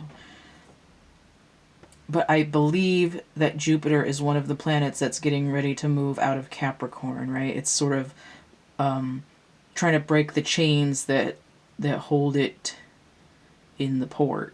You know, it's trying to break free of its moorings in the harbor. The Neptune is retrograde until the 28th, which breaks down to 10, which is a completion of the cycle. Right? 11, timing, 28, psychic perception, and for me, the High Priestess is also Neptune energy. And then, what was I saying? The 8, the strength and the breaking free. Break down again to 10, the Sagittarius, the wheel. The karma, ending the cycle, and then 2020, judgment and karma. Okay.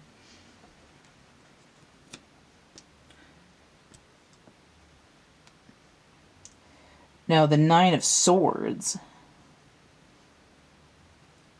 would be Mars in Gemini energy. And the reason that this card is coming in the guise of hearts instead of the guise of swords is that there's an emotional issue tied to karma that has to come up. But the end result is the same. It's the nightmare. It's the darkness. It's the half moon sort of fear terror card. I can't sleep. So we have the Emperor. So we have the masculine energy is upright. Mars energy. Which is interesting because I said Mars in Gemini. So there might be a duality there. 3, the Sun. Sun in Aries. Aries energy is the Emperor. It's almost like saying the Emperor is going through a dark night of the soul, even though the feminine energy is the one who's holding the fear and the cloudiness. But he's in sacral energy too. Look at this. Orange and red, just like this card. So we have the Anchor.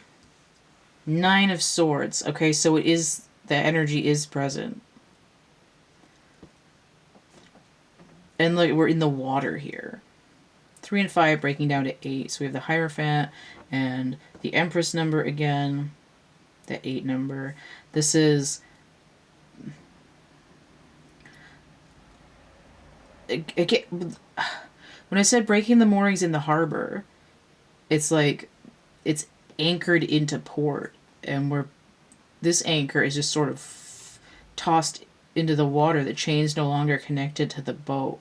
There's a planetary shift happening that's going to put pressure on this twin flame relationship to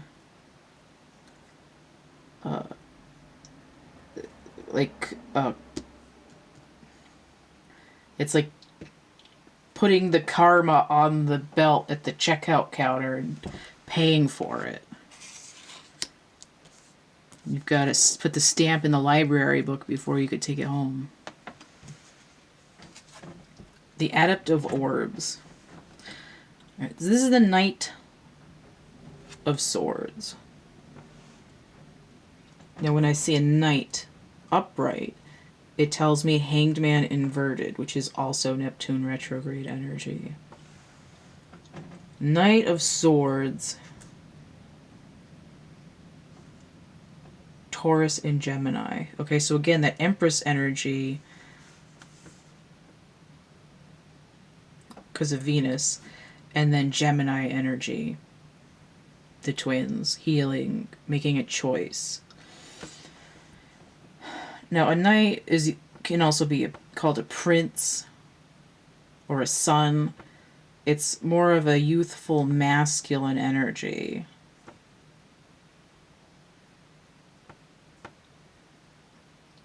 Starting to gain a clearer perception. And I would say that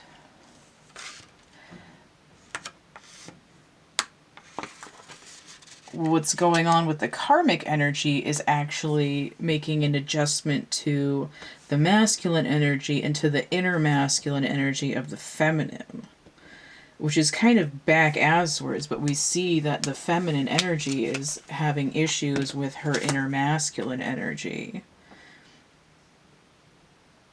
And even though the karmic is addressing the masculine energy, the issue has more to do with the Empress, because the 12 breaks down to the 3. And I'm somewhat surprised that there's no Virgo energy, because it looks to me like there would be something to do with maturity in this reading.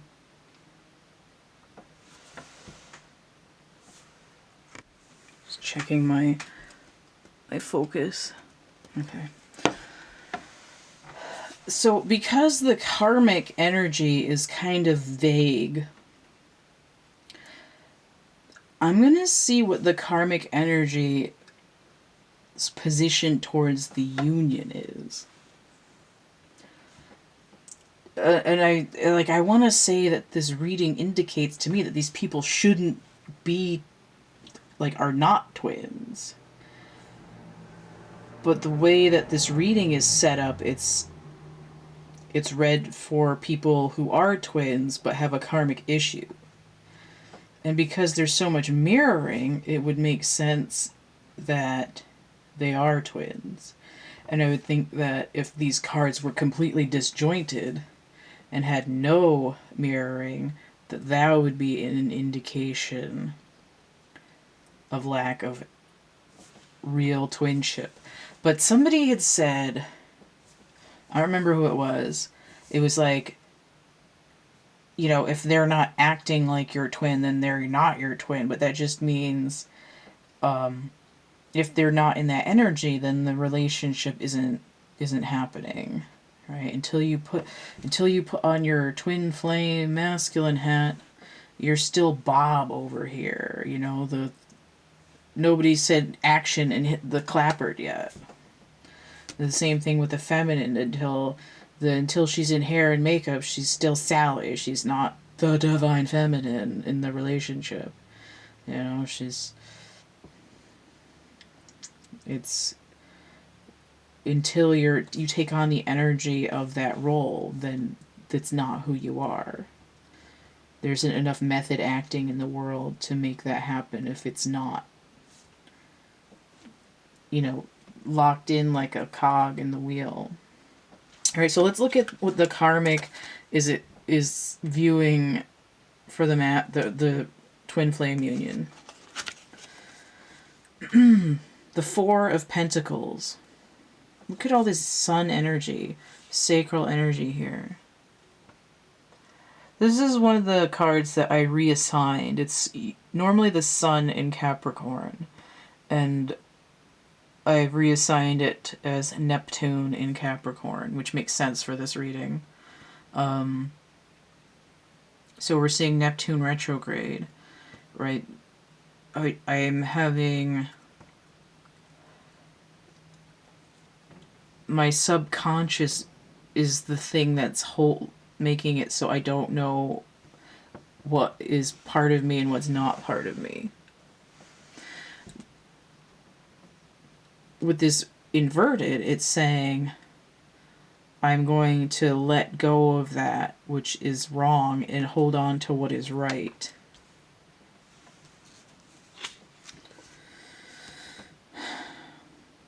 And we have King of Pentacles inverted with the Divine Feminine, which is the karmic is saying in terms of the union, especially because this is also a Pentacles card, we're letting go of the you know, taking resources from other people. I don't need to. I'm only going to take that which I really need. Right? I'm not going to over harvest my crops or over plant my field so that the plants die and the animals starve and the field becomes barren through, you know, over using the things in it. I don't know why I can't say that. So we have the Four of Cups here also, which is the same kind of energy. This is apathy. Four of Cups. The Moon card. You need to stop being butthurt about not being able to just grab what you want from other people, right? It's the what's mine is mine and what's yours is mine. Well, are you really down with OPP? Or are you going to take what's supposed to be for you when the universe says, hey, stop messing around, grow your own little emotional nest egg, stop fronting. So these three cards are extremely tied together. Let's see what these other two are. The Fishies. King of Pentacles inverted. Again. And we have the masculine and the feminine energy. 3 and 4 breaking down to 7. The Chariot. We're not going anywhere. This card is abundance. It's more or less the same as the Empress, but we have it with water. Emotionally bankrupt. And now we have the King of Pentacles inverted again. This is the Master of Chalices. Or not the Chalices, the Master of Crystals. I read it wrong because it was upside down. The Master of Crystals.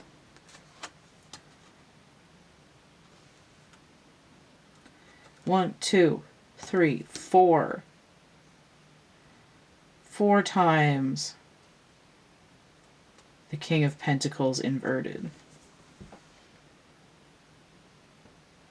I don't even know what to make of that.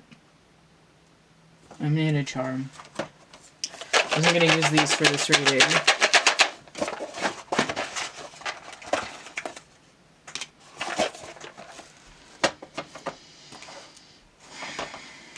So the bear and the honey badger. What does that mean? The honey badger is going to get the snake. Doesn't care if it gets bit or gets venom in it. It's going to take a minute and get up and keep going. Honey badger doesn't give a shit. He's going to go after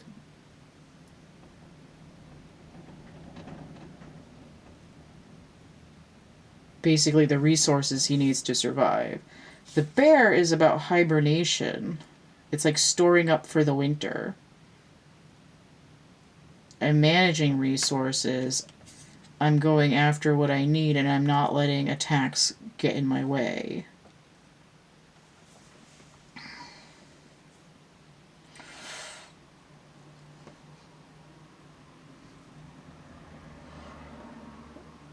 So this union, the karmic debt that the universe is saying is due,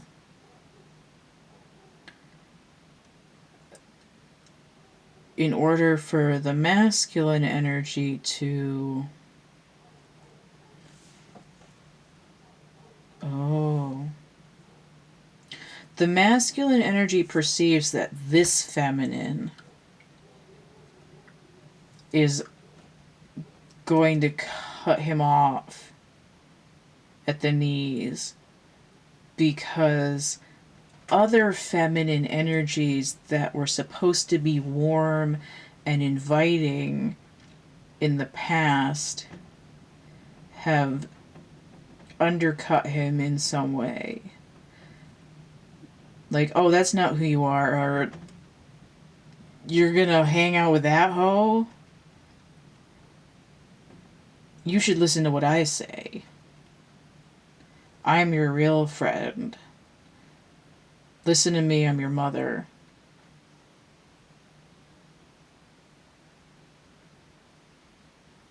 In order to be near other feminine energies in the past, the masculine energy learned that he had to be denigrated in some way to have part of himself decay,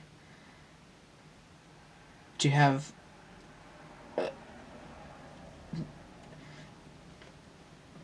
like a fishing hook in his hand instead of a hand just sort of lovingly clasped around you. And in order to for this King of Pentacles to be upright, 2 of them go to the masculine, 2 of them go to the feminine. There's 4 total. In order for the masculine energy to reclaim his mastery of his manifestation and his physical health, he needs to ignore basically the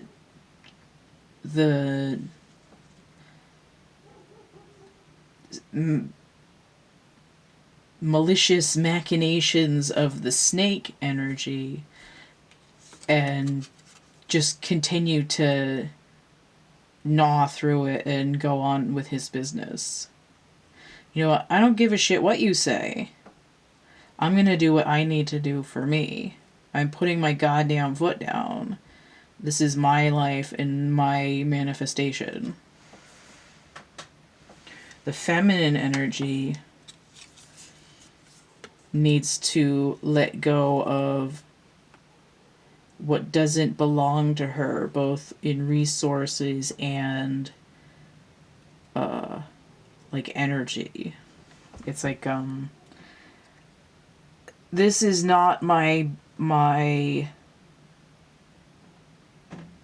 emotional struggle. This is not my personal energy. Feminine energy may be an empath. Might be an empath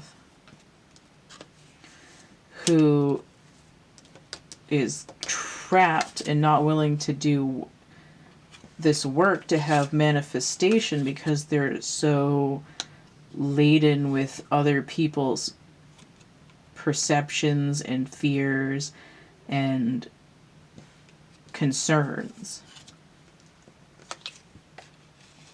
So it isn't necessarily that the feminine is manipulative and steals whatever she can get. It might be that she's absorbing that energetically. But whether it's one situation or the other or both, this feminine needs to sort of manifest resources slowly and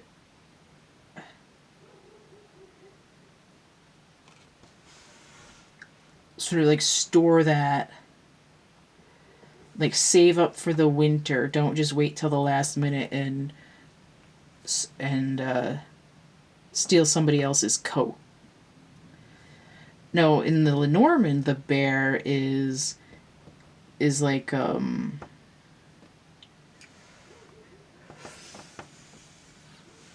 is much more like the Queen of Wands. It's, you know, sort of fighting to get through everything at any cost, and it's actually much more like Honey Badger. But this bear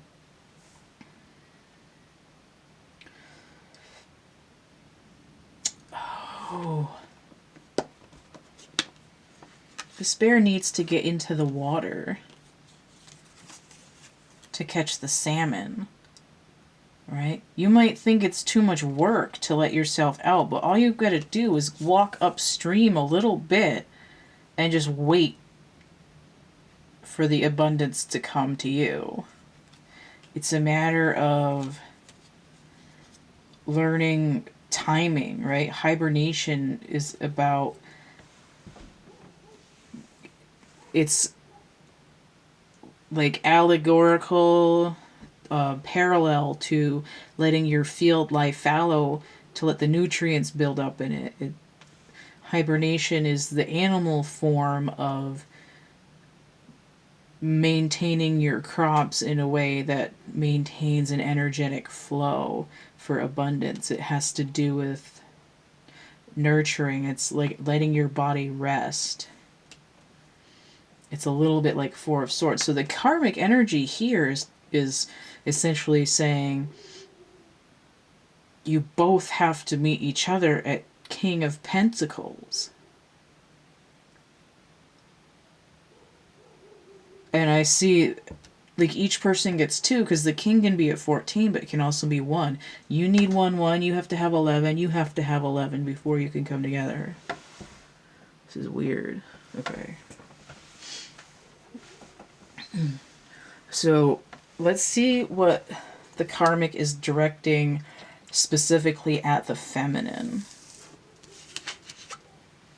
The Queen of Pentacles inverted. Really not surprised to see this. Sacral, solar energy, and she is Sagittarius and Capricorn.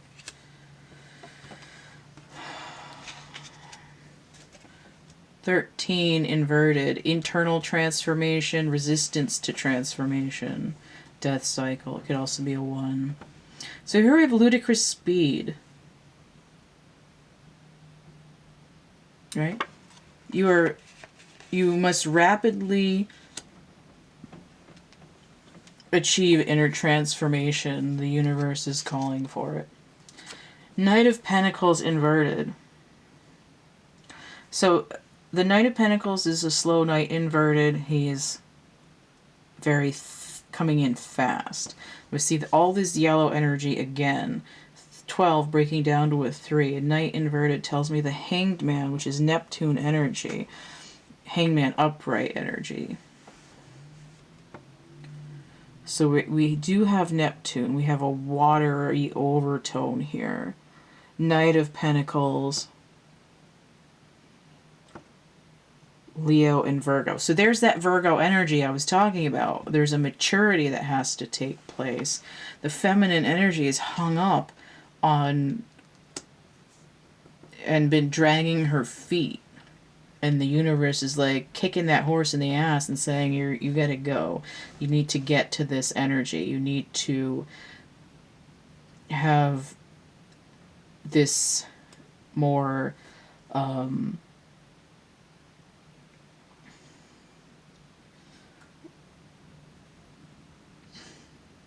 nurturing aspect to what you're trying to grow. You can't just manhandle it. The Messenger. Look at this. The universe kicked your horse in the ass. 9 of Cups upright, where it was inverted with the feminine energy over here. Right? You need to have a contentment in your own energy and deliver some message to the masculine energy. What's interesting is the one here is the Magician, which is mercurial energy, which is Virgo again, right? Would it also be Gemini, the twins? 9 of Cups. Gemini. Yeah, in this case, it's a little bit of both. It's like I need to express myself emotionally, even if I'm just sending an email. I'm going to say this rainbow here too, right? You got to broaden your spectrum, get your horse in gear.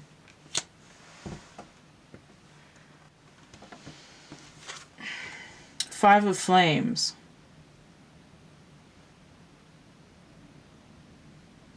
This Five of Wands is Leo energy again. And I've changed it from Saturn to Neptune. So again with this Neptune energy. Leo. The Sun in Sagittarius. And Neptune on the move. Subconsciously in conflict, leading to manifestation of conflict. The karmic energy, the universe is saying your karmic debt is due. You need to mature, and instead of speaking aggression, you need to speak contentment, détente. You gotta bring this message in fast. You need to mature to this queen level and not be like less than a page, like some little kid poking another kid in the eyeball over a piece of gum.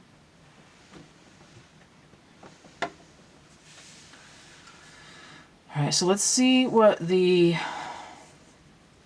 karmic energy is directing towards the masculine. The 8 of Wands. Fast communication. So the same message. Condensed, I mean, this is spread out over a bunch of cards, but more direct and to the point here. Fast communication, very quickly. You know, like somebody texts and then expecting a response in a day or two, and someone pops on right away when they were offline and responds back in 2 seconds. 8 of Wands, Mercury in Sagittarius. So again, that same energy. Now, Sagittarius and Gemini is also the North and South nodes, so we're doing something that's like very widespread and all-encompassing as well. Nine of Swords inverted related to masculine energy. So this is answering this card over here, right? The Nine of Swords inverted is the same as the Nine of Pentacles inverted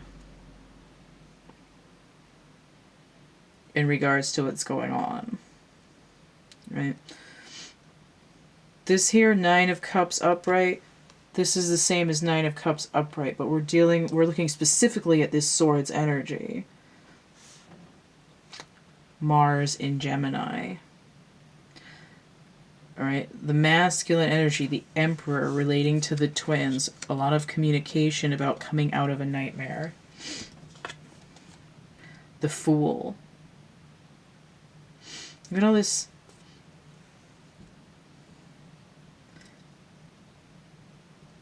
And the Sun here as well. I feel like there was Aquarian energy, but it might have been in the previous reading.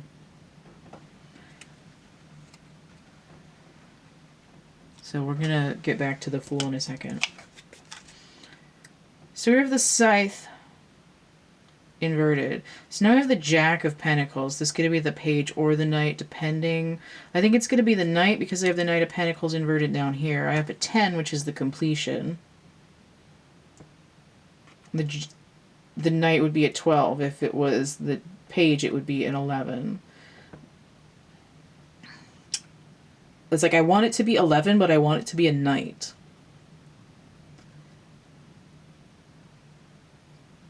The more I look at it, though, the more I think it is the Page, because it goes 10, completion, and 11. This is something that's been... Now, first of all, we have a harvest. We have something that can cut. And it can be either detrimental or it can be bringing something in. But the way it's inverted, it's like the nightmare is over.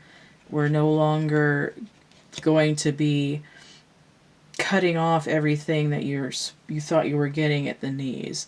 The death cycle of feeling like, you know, someone's always, you know, stabbing you in the back with the butcher knife and calling you on the phone and being like, I can see you, I'm going to kill you. It's a freedom. It's like, oh my god, it's over. I'm into the sunlight. And then he has the Hangman upright. So this is Neptune retrograde, where I had a reference to a hangman here. 10, 11, 12. 9, 10, 11, 8, 9, 10, 11, 12. Okay. 11, 12. The universe is saying to the masculine energy, this karmic debt is going to ratchet you up very quickly.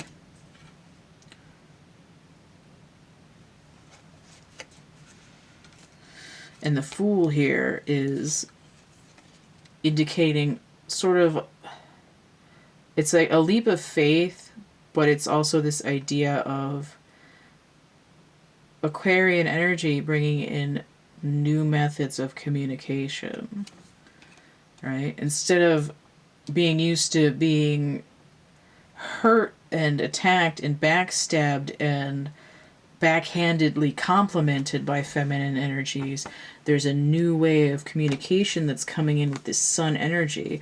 And where are the masculine and the feminine tied together, but in the solar plexus?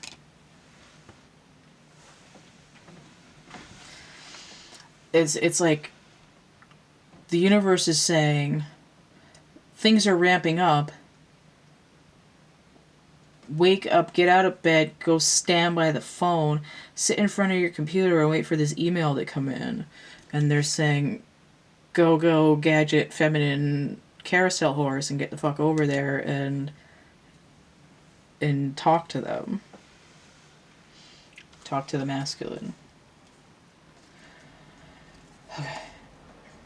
So, let's see how the masculine is reacting to the karmic energy.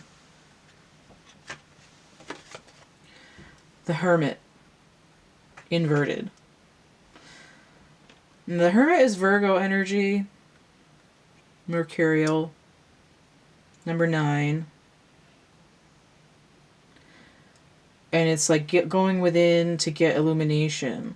But when it's inverted, it's like I'm coming out of my internal review. And when if I see Virgo inverted, it gives me this idea of I've matured in some way. Right? It's like I grew up with female authority figures, and when I became a grown masculine, I didn't stand up for myself. I didn't break out of feeling like a little kid around feminine energies. Nine of Swords, related to feminine energy inverted. It just reiterates what I was saying. I have a 9 here, and again what I was saying. And now I have 9 of Cups. So it's the same energies over and over again. Oh, look at those 9s. So I have 21 the Mountain with the 8 of Wands. So again, 8 of Wands energy. And the Mountain is this like extreme hurdle or burden. Right? I've had to crawl on my hands and knees over the river, through the woods, into Mordor, and out the other side again. With all these 9s. And now I understand that there's some kind of rapid movement gonna happen. There's a shift. So I have higher self. And I don't know if it was up or down, so I guess we're going to be in the challenge position. This is the High Priestess in this deck. When Neptune goes direct,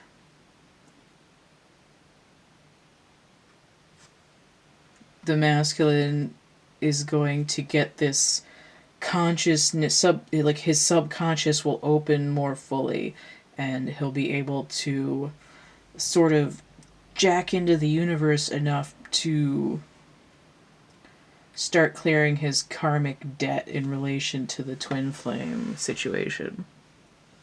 So let's see how the feminine is reacting to the universe and its karmic debt collection.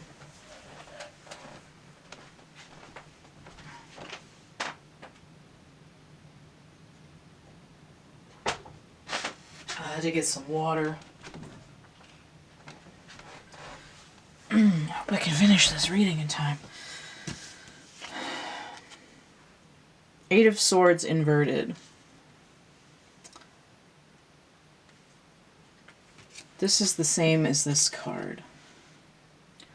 Feminine energy is hearing this decree from the universe and is saying, I do want to break out of my mental prison.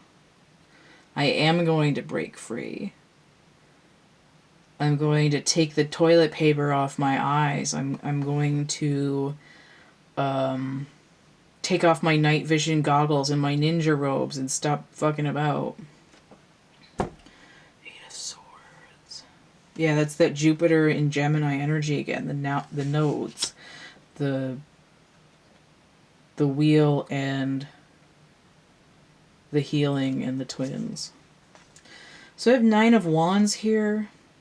This is upright, but I wrote DF upside down on it. It's like, I've been waiting around a long time for something to happen. But I didn't know I was the one that was supposed to just do something. I didn't know I had to let go. The moon in Sagittarius.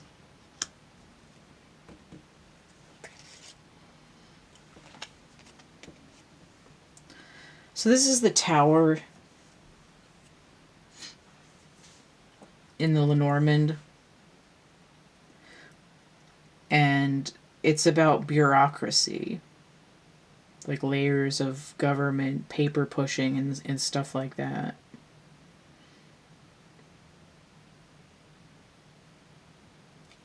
And the way that I'm seeing it right now is like my letter got lost in the post office. It got stuck in a sorting machine that was taken apart and put in a dumpster.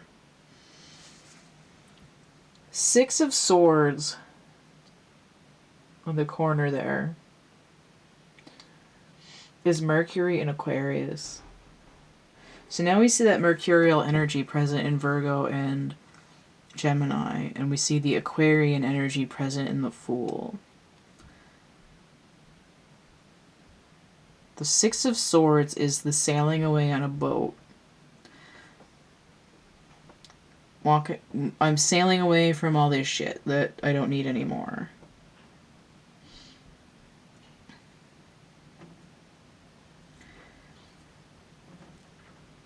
And it's like the feminine energy is understanding that they can't really pretend that they've been waiting for the letter to arrive in the mail anymore.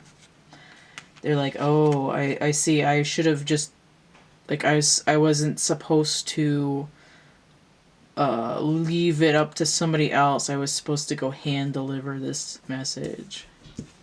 Pony Express. Three of Pentacles. Look at this orange over there, this guy. With this fucking lyra pipe all the way down to the goddamn floor.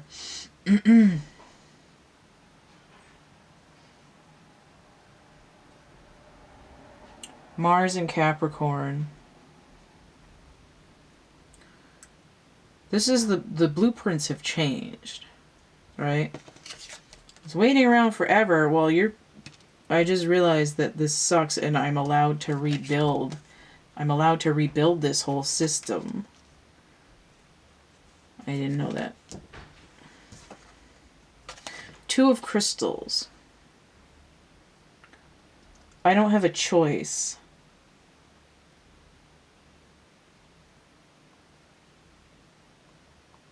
Jupiter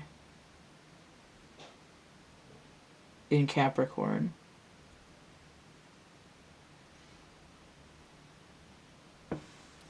Right, the decision is made.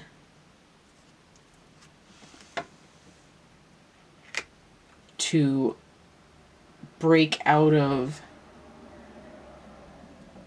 this self-binding and complete the karmic cycle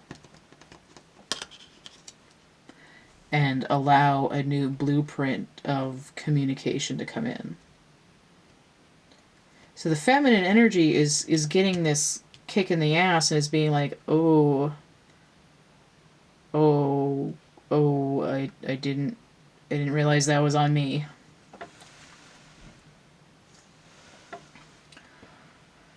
Okay.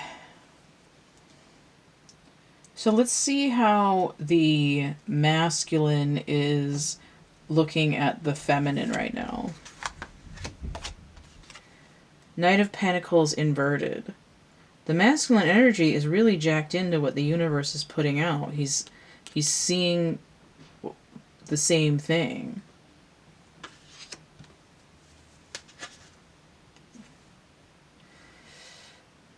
Ace of Wands inverted, related to the feminine.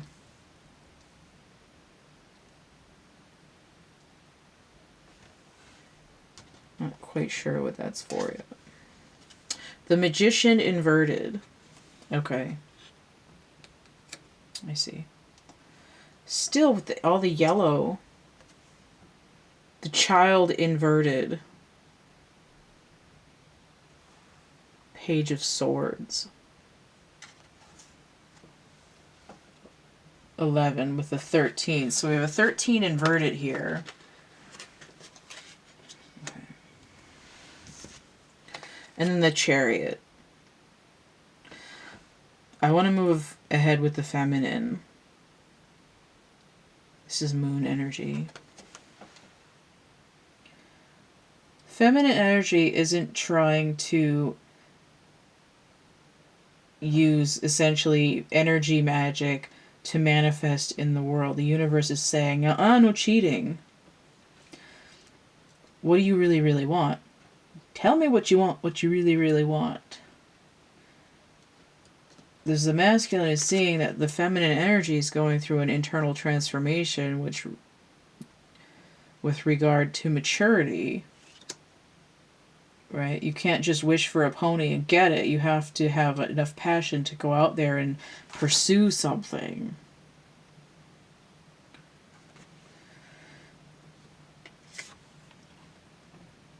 And the masculine is sensing that it needs to come in quickly, but there has to be some groundwork. And again, this idea of Neptune. The chariot, 7 days, it's a week. Less than a week when I'm doing this recording. The full moon, as of this recording, is in a week. But the 28th is only in 5 days as I'm recording this, but that doesn't matter, because the Neptune of the 28th, full moon on the 30th. The time is drawing nigh, as they say.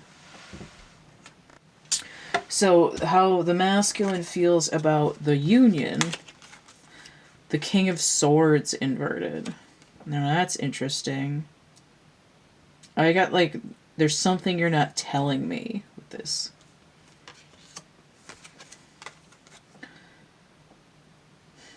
Ace of Pentacles in relation to the feminine energy. The Queen of Swords. Interesting.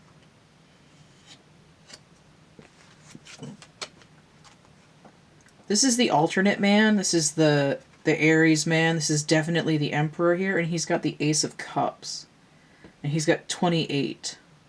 And what's happening on the 28th? Neptune goes direct. And the Pisces the Neptune retrograde in Pisces to me is very similar to the Mars retrograde in Aries, which both go direct November. This already happened. And he looks kind of pissed off, like he's just stewing, waiting for it to be time to go after his heart. The Great Wheel. I'm not going to read this inverted. Here's the snake. This infinite loop is now complete. The snake has rejoined with its end. There's this universal manifestation happening, right? The masculine says, I want to complete the cycle. But why is the King of Swords inverted here?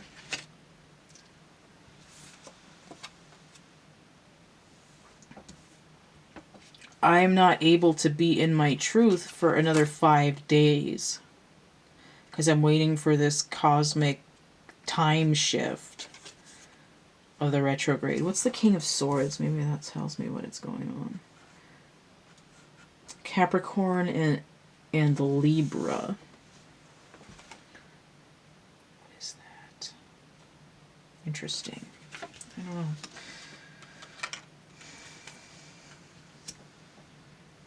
I'm going to get a charm for why the King of Swords is inverted.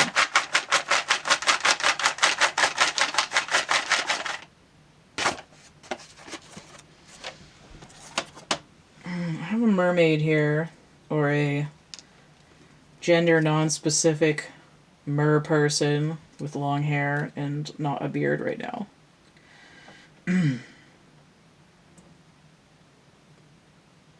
So this tells me Capricorn energy again because of the goat and the half thing. But it's also giving me this energy that's similar to the bear if I just need to stand in the water and wait for that fish to come in. But why is the King of Swords?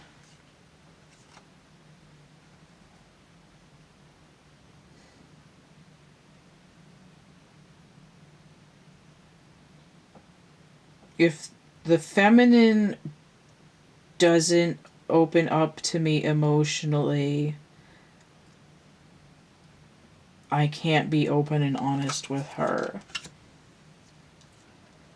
I'm hoping the feminine wants to make a world with me and will tell me the truth. Okay. So let's see how the feminine is looking at the masculine. Ten of Wands. Saturn in Sagittarius. Same energies. Look at all this sacral. Not speaking about my passions, but it's been really hard getting through this cycle. Masculine energy, Jack of Pentacles. This was up here. Oh, it's over here. Okay. So this matches this. Jack of Pentacles. So the Page of Pentacles goes from 10, 11 over here. The feminine viewing the masculine is picking up on some of the energies that the universe is directing towards the masculine in terms of, I just heard restructuring karma. What does the Page of Pentacles do? The spring energy, Earth of Earth, and I've reassigned it with Pluto energy. What does that do? Resolving karma in terms of manifestation.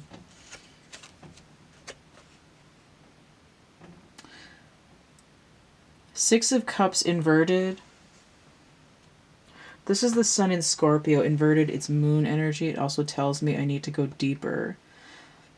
The feminine energy wants to resolve difficult childhood,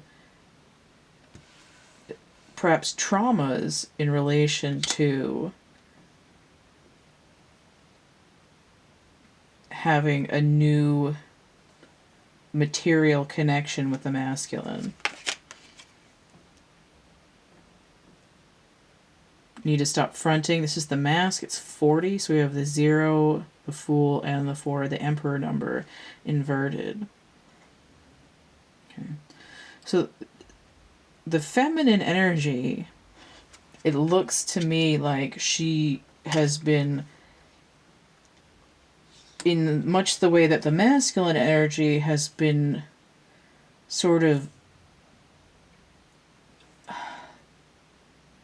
mishandled by feminine energies, it looks like the feminine energy has been wanting to be in the king in her own world because she dealt with masculine energies growing up that were always shifting, always lying, and that would explain why she came in with kings going every which way and the 7 of Swords. Manipulation. Never understanding where the masculine energy really is while trying to embody it to protect herself. And it's been really difficult to come through the cycle to be able to build something with the divine masculine. And then we have the Sage of Flames. So this is the Queen of Fire. Down here in the corner.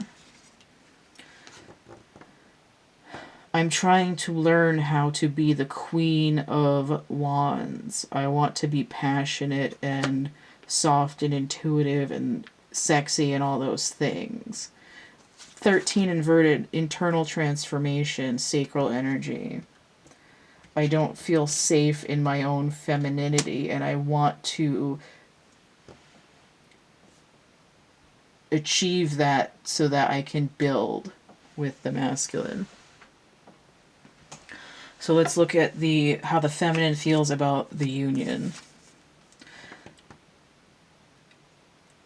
Coming into union is going to resolve my karma. Sacral and solar energy.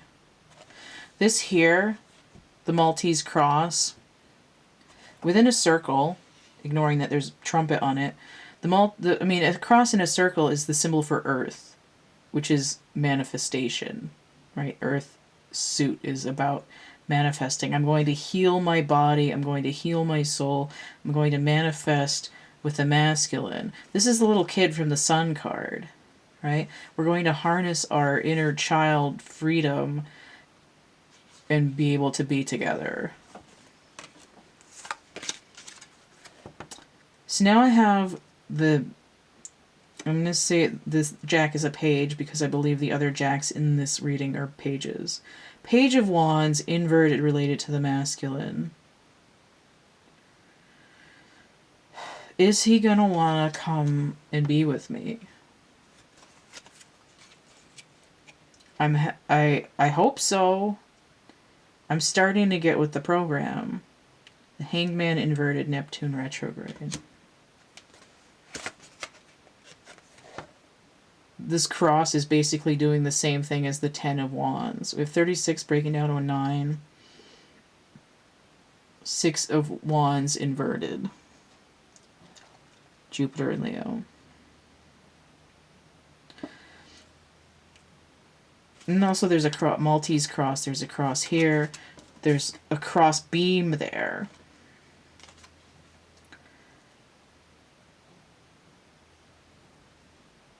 It's like I couldn't, like I can't win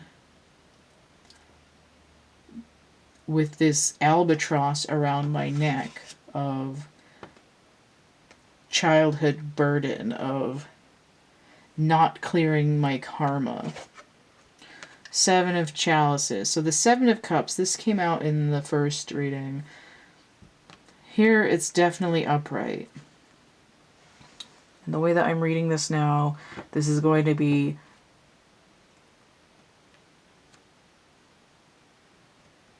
Uranus in Scorpio. This is, I'm gaining a new perspective on things that are deep set in my emotional sector to distract me and prevent me from seeing what's going on clearly. I have 6 and 7 right near each other. That's 13. That's another transformation.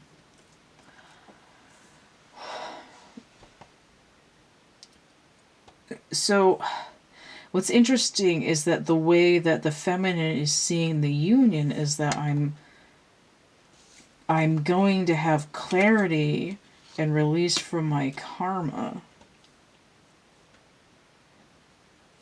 as opposed to, ooh, I hope that we can be together. And I think the universe is saying, you need to step up and say something. So there's less like wishy hopey stuff in the union for the feminine, because for some reason for this particular group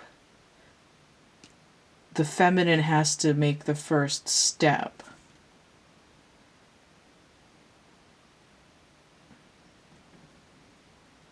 To overcome the conflict. And the masculine's duty is not to immediately put up his sword and be like, hold up a goddamn second. It's to hear her out in order to have the manifestation and get the wheel turning. Alright, so that's going to be it for this one. If you have the fortitude, you can watch the third one and or the first one as well. Alrighty then. We'll get to the next one. Alright, so we're into this third pile here. This is the sort of volcano pile. There's sort of earth and fire essence coming in with the decks that I've used. So this reading, we have the masculine energy, the feminine energy, the karmic energy, and in the last couple of readings the karmic energy hasn't been what I would expect in that normally when we talk about a karmic we think it's another person or it's a behavior or it's a thing. But the karmic energy that I've been getting with the other two readings, which probably will come through with this one if it's following the trend here, is that there's a karmic debt that the universe is telling the masculine and the feminine energy is due. And it's sending them out, the message out to both of them in a certain way. So this is how the karmic feels about the masculine, or what it's saying to the masculine. This is how the karmic feels towards the feminine. This is how the karmic feels about the union. This is how the feminine feels about the karmic. This is how the feminine feels about the masculine, and how the feminine feels about the union. This is how the masculine feels about the karmic, how the masculine feels about the feminine, and then how the masculine feels about the union. Alright, so let's see what's going on with the feminine here. Oh, in this stack I've used charms instead of one pile of cards, or one deck of cards. So instead of 5 cards, some of the stacks have charms on them.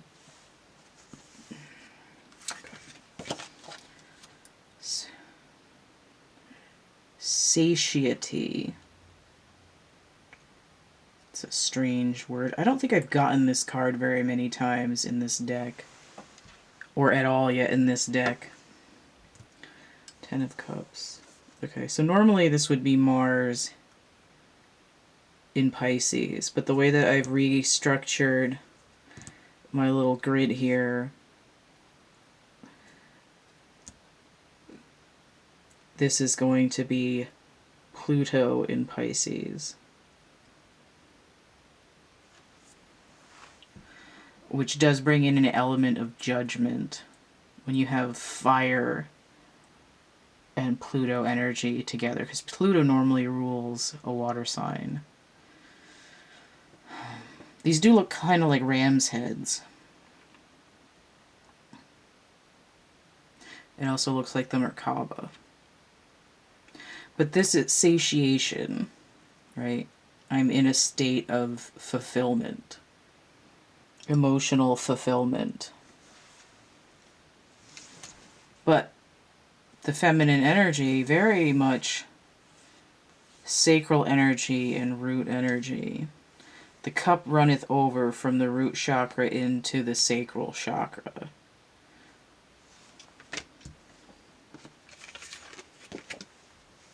More orange energy, the Queen of Fire.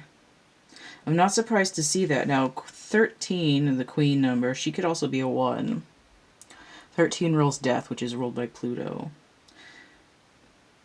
So I would suggest that the feminine has completed a transformation in which she's healing a root issue and is working on transforming her sacral energy to gain balance. There's her cat familiar here.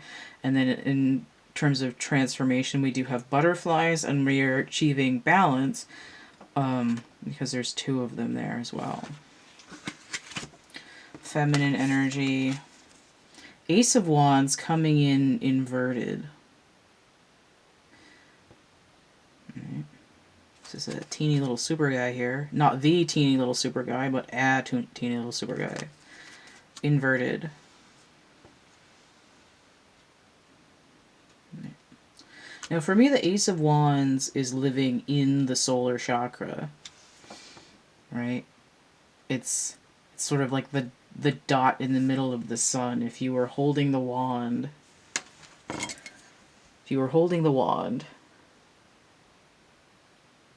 it would look like a dot. This is the sun, the dot in the middle of the sun symbol. And here's the wand. So I haven't achieved my core being yet. I haven't supercharged my sun center. I'm healing myself, but I'm not feeling particularly passionate about where I'm going and what I'm doing. And then we also have the Two of Wands inverted. Now, in my music deck, this is I Want You, She's So Heavy. This is the Beatles, and this is a scene from Across the Universe. Now, in the Thoth deck, the Universe card is in place of the World card. It's that Saturn energy. And we see this coming in inverted. But this particular card is Mars in Aries. Right? Feminine energy in this pile is still feeling the effects of Mars retrograde in Aries, probably because its partner in crime, Neptune, is still retrograde in Pisces until the 28th. So I have 13, and then I have 10 and 2 and 1, which is also 13. So again, there's balance in terms of the transformation. Everything is pulling out of this fire, right? The creative font, the desire, the battery pack that fuels the sun is in the sacral chakra, and that's what's being transformed. And then also inverted, I have this paper crane.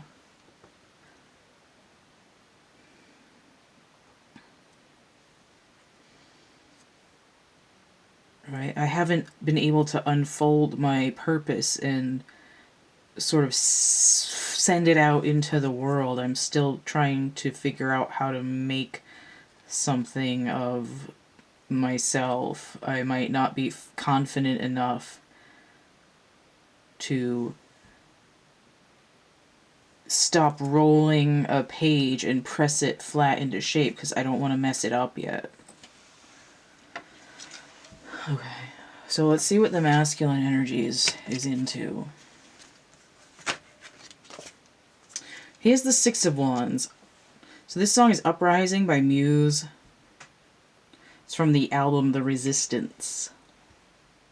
So notice I talked about a battery here, and here I have something that's related to resistance. But I said that the energy was moving up, and here we have uprising in particular. So this is Jupiter in Leo. This is the victory card in some way, but the Leo energy is ruled by the sun. So we have fire and the sun, and here we had Aries to go with the Leo energy.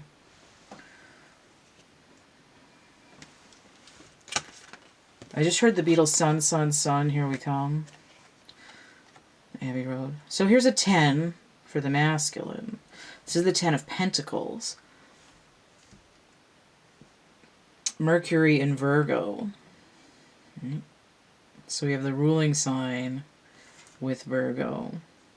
Mercurial energy could also relate to Gemini. So it could be this idea of Gemini energy trying to connect with its twin in Virgo. I see the Tower here. Five of Pentacles, upright. I feel left out.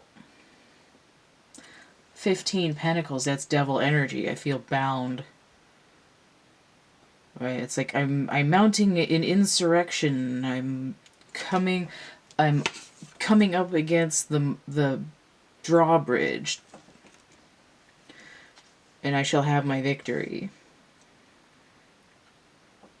But I just heard conquest, the white stripes in the back of my head. Like, conquest! I wonder if I'm gonna see El Condor Pasa. I think I did see that come out. Where am I at? What's my time? 10 minutes. Okay. We're at Five of Pentacles. Alright, so this is another card that I changed. Normally Mercury in Taurus, so that would tie into that Gemini energy perhaps, but I've reassigned this to Uranus. I have Uranus in Taurus.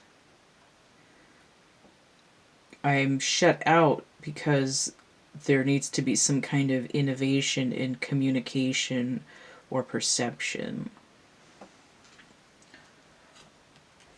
in order to mature, to experience growth.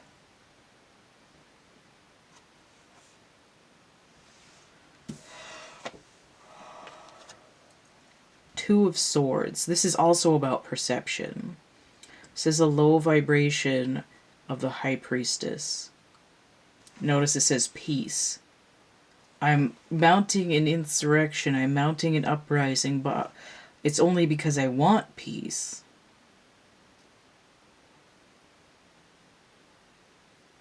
I think there's a Metallica lyric. It's like, to secure peace, we must prepare for war, on the Black Album. Don't tread on me. Interesting.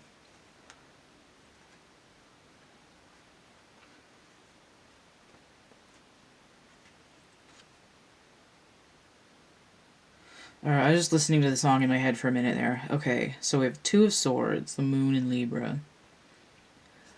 There's an obfuscation with Moon energy, right? We're in the darkness. Our swords are locked. Right in the middle. It's a tete-a-tete, it's loggerheads, it's not a negotiation yet. It's like, I'm not gonna keep in touch, you can keep in touch. If you understood that reference, I applaud you. Fucking weird shit stained on my table. Okay, Two of Swords. I'm trying to open up my perspective and look at things from the other side. Now, even though there isn't specifically Martian energy over here, I am detecting that because one of the aspects of Mars isn't warring, it's like treaties, diplomacy, understanding the enemy. Now, we're not really at war. It just seems like there's a battle going on between the masculine and the feminine that the feminine isn't really aware of because she's sort of concerned with her own interior issues. The masculine is trying to get another perspective in his heart, so he might be angry. He might be full of himself. He's like, well, she's shut me out. 11, I want this twin flame, and I'm going to do something about it. But in order for peace, he has to have a new perspective in terms of how he's feeling in his heart. And that's where this maturity and completion is going to come in. So we have, I see 10, 11, and then if I pop the 2 back on there, I go right to a 12.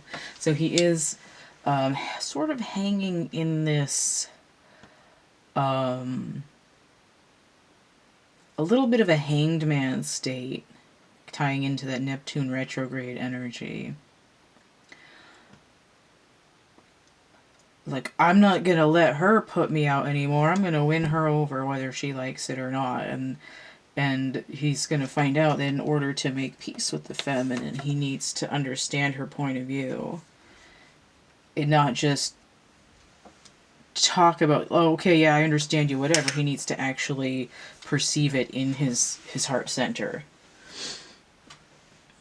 Okay, so let's see what the karmic energy is doing. 3 of Wands inverted. So this is the second time, at least the second time I've seen this in these readings. All sacral and solar energy. This is that wand. And notice how it, because of the flower on it, it does kind of look like the paintbrush. Oh, now my battery's going. Well, I'm just going to change it because I've only got a few minutes left on this segment. Okay. So, 3 of Wands inverted. So we have virtue upended. And I'm like, what's the opposite of virtue? And then I heard unscrupulous. That's a good vocab word. Unscrupulous. There's this really weird card game. I don't remember if it had a board with it or not, but this is like random game that we bought from a yard sale when I was younger. And I think it's a game for adults, but we were playing it with these other kids that I grew up with when we were like 10, and it was called Scruples, and it was these sort of like Trivial Pursuit, but for like interacting with other people. I don't even know where it came from. So anyway, unscrupulous. Not really. The way that I'm seeing this, in the specific way of not being able to see the future, is I am not seeing how my actions are affecting other people.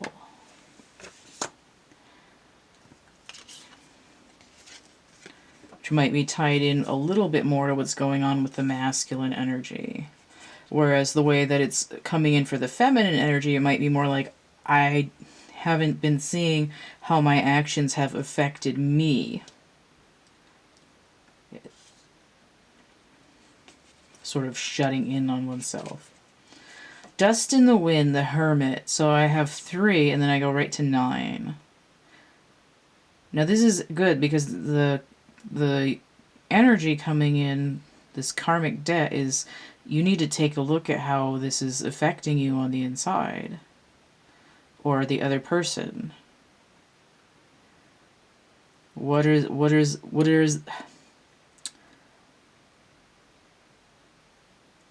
the reaction to your action? Where has the inertia taken it? Just skipping my record there when I was talking. So I have the Jack of Wands inverted. This could be a knight or a page, but the way that I'm seeing it, it's telling me knight. In the last reading, all the jacks were pages, but here it's going to be a knight. 3, 9, 12. A knight inverted tells me the Hanged Man. The Knight of Wands is Scorpio and Sagittarius. So I have Sagittarius is the south node right now. We're also in sun sign Sagittarius, so we may have this moon energy here, as well as here because I have a sun inverted to begin with, the sun in Aries. Right, we're coming out of Mars retrograde in Aries. We're coming out of Neptune retrograde. Now, if the knight is inverted, the hangman is upright. So we're having a pause in action. Like, don't go burning down the whole forest just yet. Take a minute to figure out where this fire is going that you're setting ablaze here on the outskirts.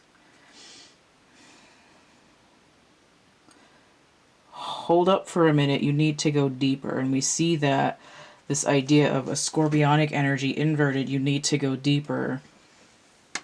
Paired with the Hermit, I'm going within.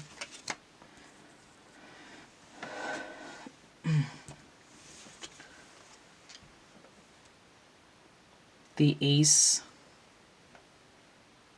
of Swords. Right? The truth lies within.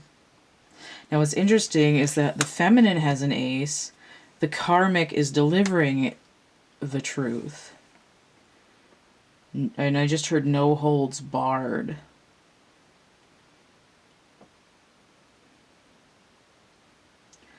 I'm getting a little bit of, like, you can't handle the truth over here, and more like, you don't know which end of the stick is upright.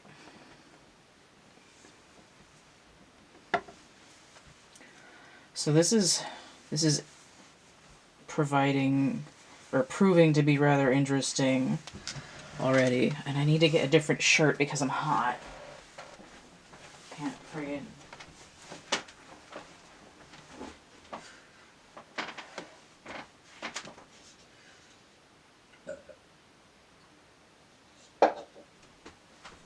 Can't friggin' maintain my body temperature. Well, the way the weather's been so weird lately. But, I mean, it could also be that there's a lot of wands in this reading. Although with a twin flame reading, you'd expect there to be fire. 11 minutes. Okay. So what are we going to look at?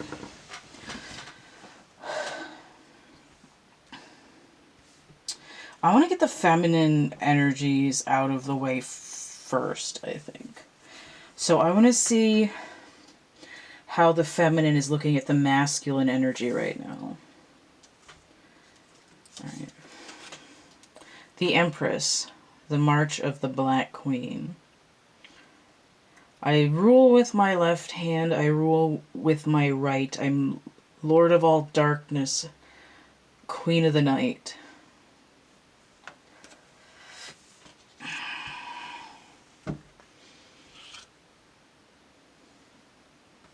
I have the power.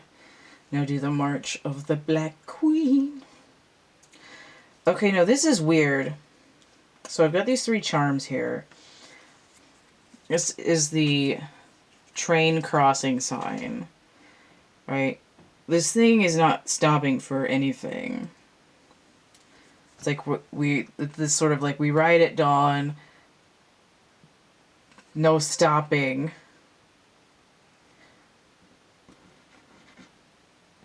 Minimum speed 40 miles per hour, no stopping unless for emergencies. Now I have the trowel, also known as a spade. This is one of my versions of the Ace of Swords, the Ace of Air. And as such, this is my, I need to go deeper. I need to dig deeper for the truth. And we've seen that already with this overall karmic energy coming from the universe. But I also have the Ace of Cups. And I don't think I've seen any cups in this reading. No, she have the 10 of Cups. Okay. So it would follow that if the feminine has the 10 of Cups, that she might also have her eye on the Ace. She has an Ace, but she doesn't know what to do with it yet. Where am I pointing this thing? Right? Where she's not into the heart chakra yet, but she's looking at the masculine and being like, I kind of want this. But he has the green. He has the heart center. He has the grounding. But there's this aspect of, you know, being a little bit immature, a little bit peacocking with it, with his emotions. The 6 of Wands inverted.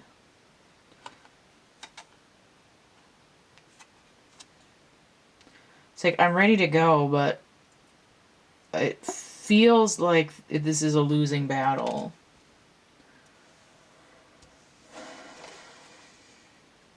She has the Ace of Pentacles, though.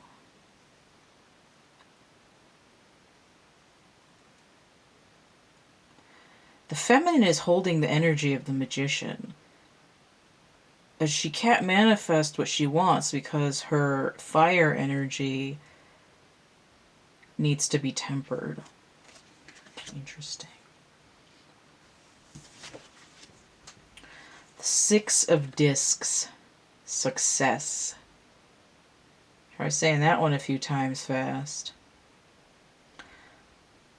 So she doesn't have the 6 of Wands. She doesn't have the Ace of Wands. She's having trouble handling the fire. She wants some stove gloves. 6 of Pentacles is the Moon in Taurus. So Taurus is ruled by Venus, which is the Empress. We had the 3 there, and now we have a 6. So the feminine is wanting to build up this 3, 6, 9, 12 energy and an Ace with the masculine. She's got a 6 of Wands inverted, half of this Knight of Wands inverted from the universe. So she wants to meet the masculine halfway.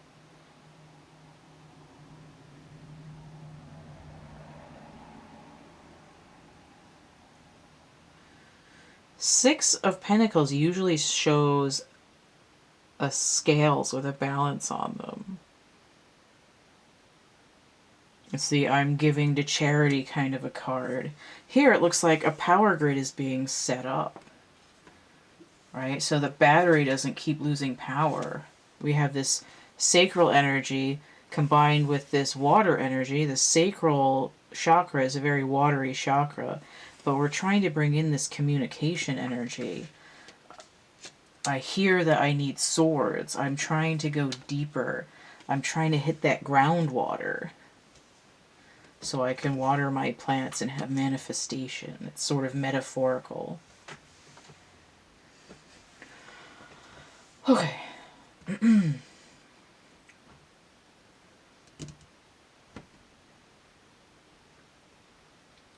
So what does the feminine feel about the union? So I have this crystal spire here, perhaps a magic wand, and I have the tetrahedron. This is fire. Right? Essentially like the Ace of Wands and the Ace of Pentacles. I have a tetrahedron. It has 4 sides, each of them 3-sided triangular, and then I have something that's hexagonal, which is the 6. And like I would stand this up, this 6-sided hexagonal bottom crystal, and stick it right here, and it would set up this power grid. The union. Oh, this is the wrong pile. Never mind, that doesn't go there yet. This is how the feminine feels about the union over here. I'm surprised I haven't messed up any of the piles yet in the reading. I usually screw one of them up. Okay. So the feminine feels about the union. I have a fae person here. And we'll get back to that. Hey, listen.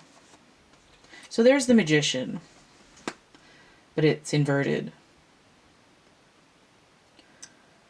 This is like, I can't fake this.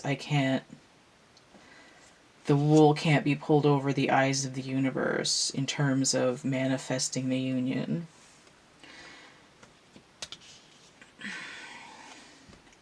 Mercurial energy, inverted. So we have Mercury's tied to the lovers, and it's tied to Virgo energy, to the hermit. So there's this idea of needing maturity, needing healing, needing to be together. Also inverted because the wands, the Ace of Wands is still inverted. So you have the 5 of Swords inverted. So you have air energy, lots of blue on there. Inverted. Mind games.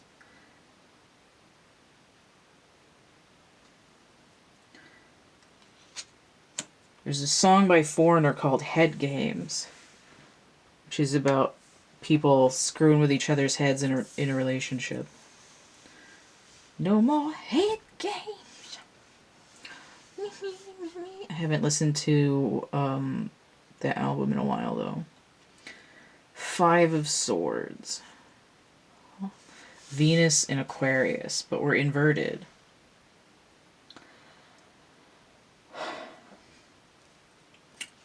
Uranus retrograde in Taurus.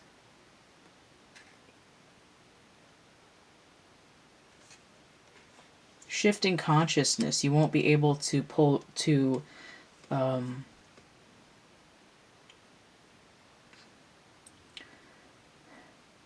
you won't be able to charm people with charisma. Now this is about the union. How the feminine feels about the union. He's like, I'm going to win you over. And she's like, this union isn't going to happen if you're going to bullshit me. You got to come at me with an equal contribution to this situation. 7 of Wands. If I can talk.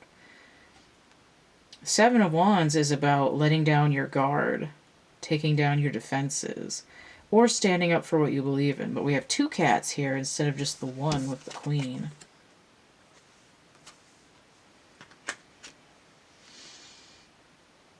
Did I see a lotus somewhere else? Yes, I started out with the lotus. No, where was it? Was it in this reading or was it in the other reading? Weird. Well, there's a big flower in the middle of this. Starting to get these readings confused with each other. And there's like a lotusy thing over here. We have one in this water bowl. Again, this is the sacral chakra. Kundalini energy trying to wind its way up through the chakras. We have some transformation here. 7. The 7 is like a half of a death cycle. Right? There is no 6.5. We have a 6 here. I have a 6 inverted. I have a 7. I have this a transformation trying to occur in which there is less, you know, blocking the drawbridge gate and more, I'm not going to not stand up for myself, but I'm also not going to have my guard up unnecessarily. Right? I'm not going to let you pull the wool over my eyes, but I know that I need to give you enough of a chance to not cut you off as soon as you try to speak to me.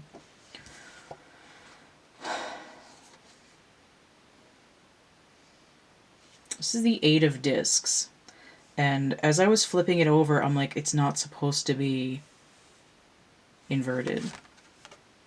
And this tree here. I don't think I've ever gotten this card in this deck either.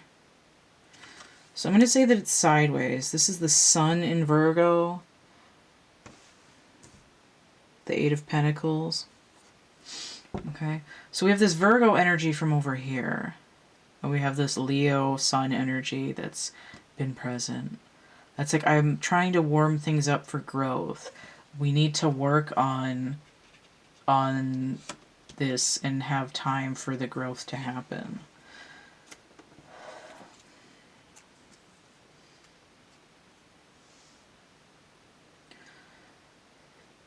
What I'm seeing with this, I'm seeing a fairy ring. Now, a lot of mushrooms will grow, and there'll be a bunch of the little mushroom heads, and they'll grow in a huge circle. It'll be like one big organism that sort of pops up on the ground. One of the other readings I was talking about a huge stand of aspens that are all joined at the roots. And I'm seeing this fairy ring, which is, you know, scientifically probably just mushrooms. And in the fairy lore, I wonder if I have that book. Hold on. I might have it. I might still have it.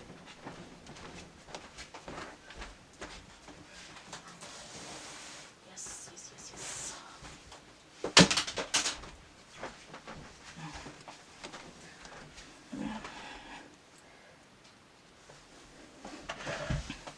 Fairy ring.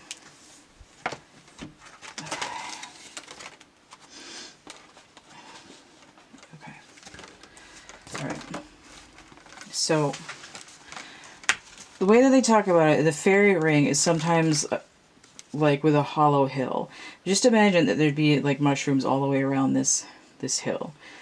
And people get transported underneath the hill, and there's this fairy world where they're all in there partying and everything else.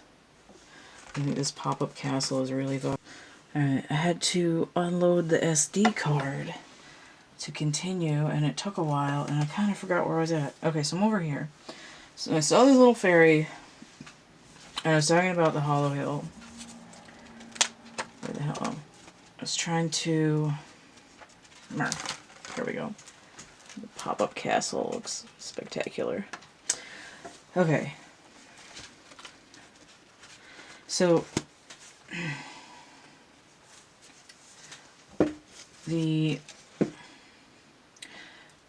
This reminded me of the hollow hill there with the fairy ring. And it's like, this union The feminine understands that the union has to go through some sort of portal. There's also this idea that going through a fairy ring it's like time travel, right? It's like going up in a spaceship and coming back, and it's been like an hour and it's 20 years later, like in The Flight of the Navigator. This union, in order to get to it, there has to be some sort of portal achieved, some kind of freeze frame in time, where instead of like action, action, action, it's just sort of hanging in space looking at each other. You know, like making eye contact in the middle of an acrobatic fight scene. Okay. So it's like the feminine wants to, it's kind of like the feminine energy sort of wants to run away together to a secret place and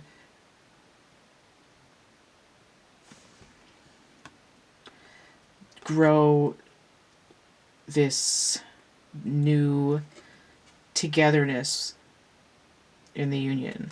And also it says Prudence here. I heard Dear Prudence by the Beatles, which is interesting because I have I Want You, She's So Heavy, both in Across the Universe. Because this was from Abbey Road and that was from the White Album. But it's like, Dear Prudence, won't you come out to play? Dear Prudence, greet the brand new day. And we have the sun on here. The sun is out, the sky is blue, it's beautiful, and so are you, dear Prudence.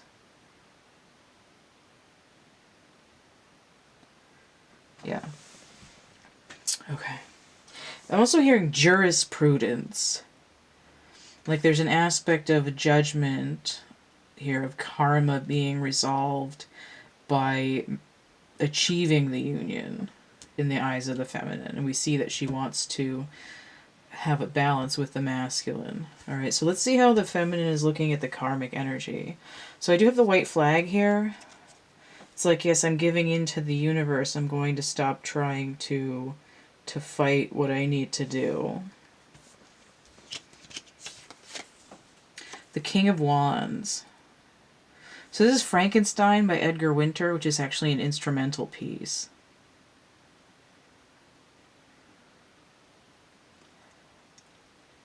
But it does give me this idea of like otherworldly creatures, of like science and magic. We have a 14, which could be balanced, but it also breaks down to 5. So the feminine is hoping to gain mastery of the wands by waving this white flag of the universe and saying, I'm going to stop trying to be in charge of everything. I just want to understand this how to be confident. The 5 answering this 5 of trying to have some kind of a shift or a change. 2 of Pentacles inverted. So this is, I'm trying to make a decision here. This decision is made. 2 of Pentacles. Jupiter and Capricorn. Alright, South Node Jupiter, and I believe Jupiter is one of the planets of the 3 that are in Capricorn right now that is getting ready to break free and make a move into Aquarius sometime in the December range.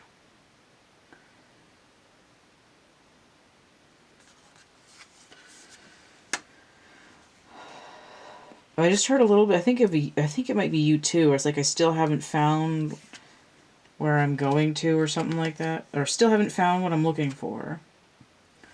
So this is the Mother. This is essentially the Empress in the Dreams of Gaia tarot.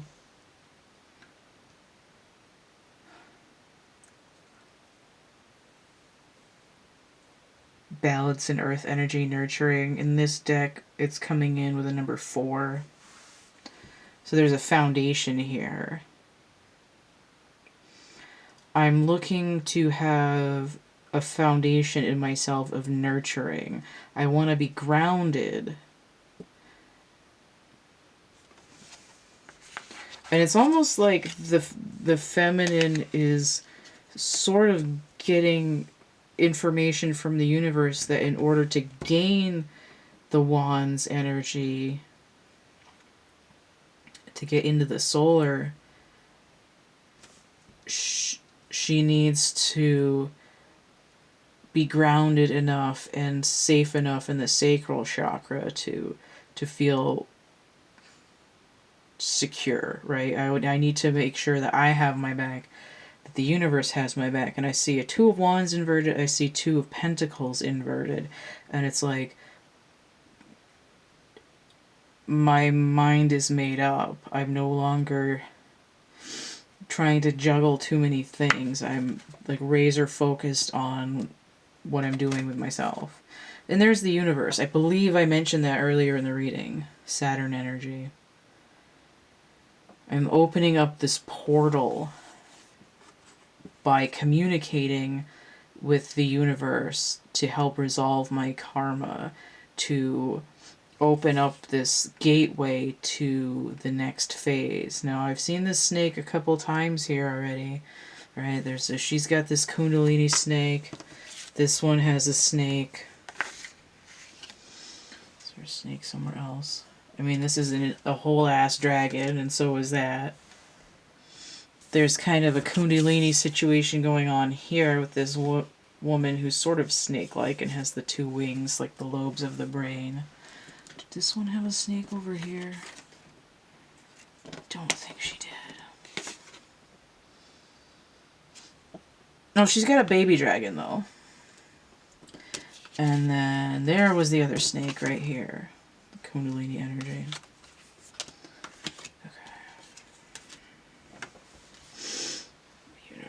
Is at your disposal. Alright.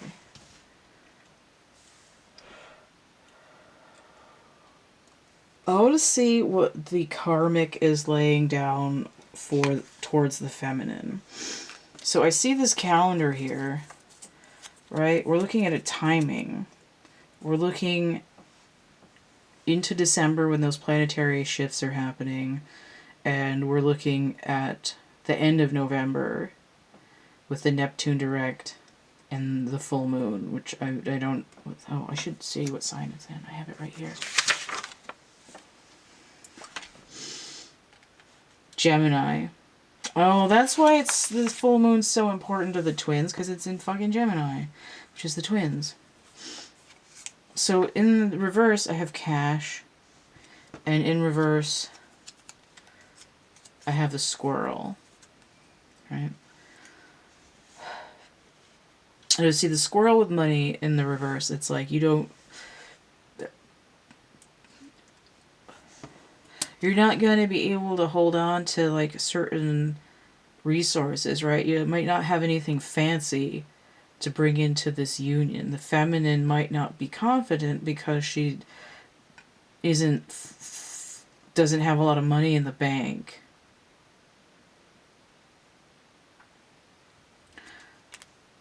But there's a timing aspect. It's sort of like you need to have faith in the universe, that the universe is going to manifest to cover your needs. If you can see it happening in the physical,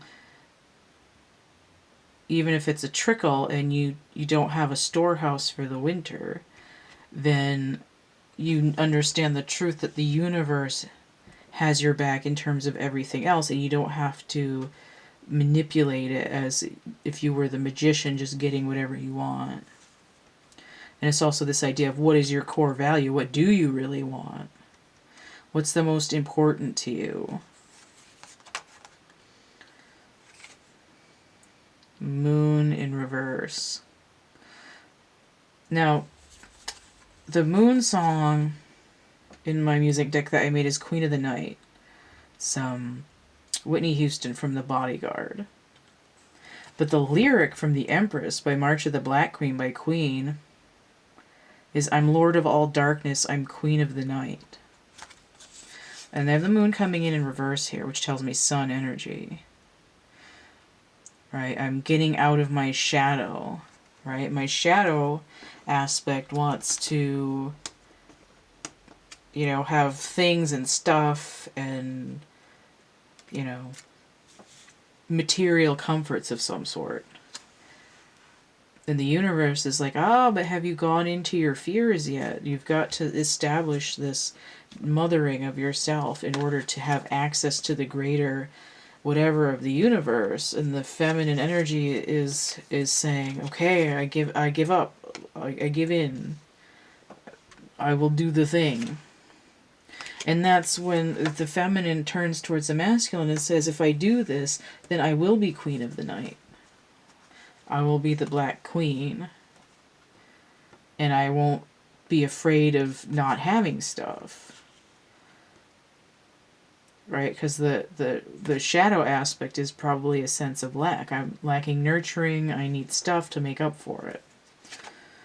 So now I have Two of Wands upright. Right? I'm learning what it is that I really want, which I just said. And then we have Thought. So this is kind of like the Hermit. In here it's an 18, which is the number of the moon. I'm thinking about my defenses that I've set up.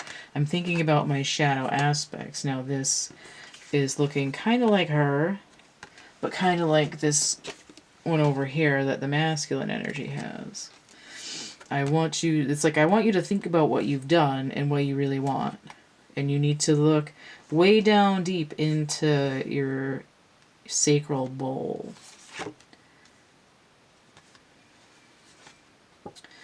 Alright, so we have the Eight of Cups inverted. Here it's called indolence, which I've heard that word, but I wasn't sure what it meant, so I looked it up, and it basically means a slacker. Eight of Cups upright, I'm not letting go of emotional stuff that is holding me back, that's hurting me, that's just bogging me down. I'm making Barf carry around my Her Majesty's matched luggage through the desert. You don't need that giant hairdryer in your grief case.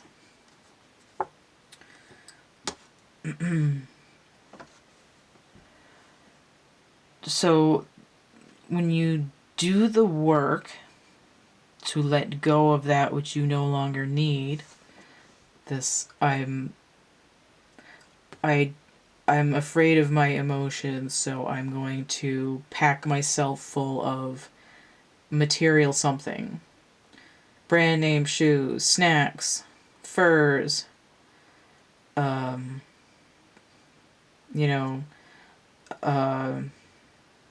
credit cards piled high.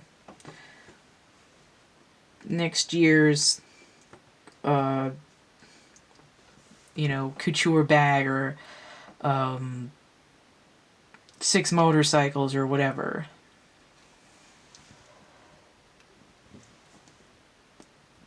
Emotional fulfillment through means that end up choking your energy with this darkness. It's swept under the rug. It's dumped into a bucket in the corner, and you have to drag it around with you because it's actually chained to you, right? Is the ball to your chain. Emotional baggage, the grief case. And this coming in inverted is letting go of it. So the aspect here is Saturn and Pisces. Capricornian energy, the pressure to have an unbinding, breaking the chain, combined with Neptune retrograde. Alright. So let's see what the karmic is presenting towards the masculine. I already see this honk honk angry goose here. This is that I'm going to go break down the barricade. Oh my god. Bleh. I'm going to go break down this barricade. I'm going to rush the gate. Right? Honk, honk, stompy, bitey, flappy, angry goose. It's coming in inverted though. Alright. It's like, you're not going to get any foie gras out of me, motherfucker. And we have it in reverse. Was there an egg? I guess the egg came out in the last reading. Thinking of the, in this position, the goose is tamed. It's at rest. It's sitting on the table with an apple up its ass.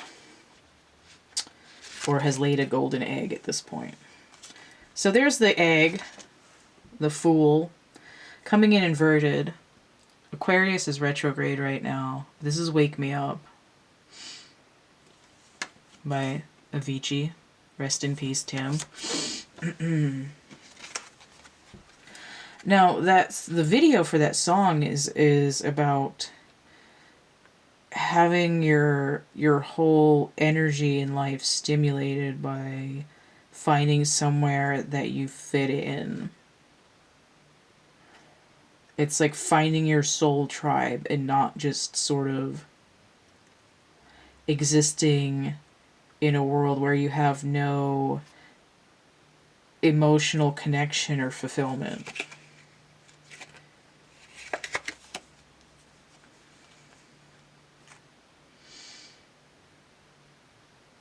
I think this is coming in inverted because there's this idea of daybreak.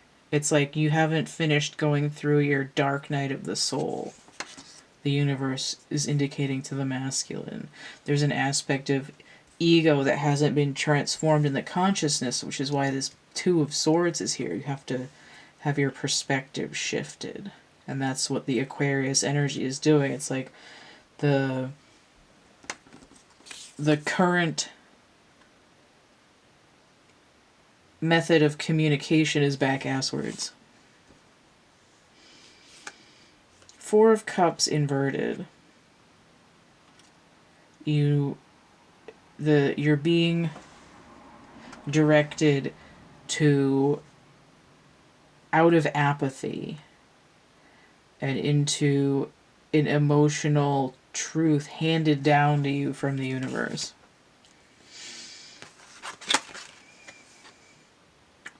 $11 of air, the body and mind. This is like the Page of Swords. Look at this. This is the karmic directive. This is what the karmic is pointing at the masculine. A lower vibration of this. It's like you bring this part and the feminine energy is going to bring enough to level this up to the one. Body and mind. Oh, look at this. The karmic is dictating to the feminine thought with the two masks, and to the masculine body and mind with two masks. What are you putting into your body? How does it make you think? You need to break out of this physical only environment. Not what you can see and what you can touch, but what you can think. What are you feeling in the cells of your body? That's pretty profound. And then we have the Chariot. Chariot came out in the last reading way over here somewhere, but I am not surprised to see it. The Chariot is the twins together, hooked up and ready to roll. It's the twins with an ace on their side. It's the twins with the Magician. It's the twins with themselves and the unity of the triangle. Balanced, ready to move. This is ruled by the moon. So we have the feminine trying to master the moon energy. The universe saying to the masculine, you go through your... My section stopped on me. So I was saying, the universe is saying to the masculine energy, you need to go through your dark night of the soul as well. When you both have harnessed, right? Harness the horses up to the wagon, then you'll be able to move forward in the union. Now this wheel right here looks like something I saw on Instagram. It was talking about a Maltese cross and how it's related to the flower of life pattern. And it was related to this wheel of prime numbers that had these stripes on it that look a lot like this. It has to do with the structure of the universe, which is related to Metatron, which I believe rules the Chariot card in the Radley Valentine Angel deck. The blue one. And this also has some of the structure of the universe behind it. This dragon is like dark bat wings.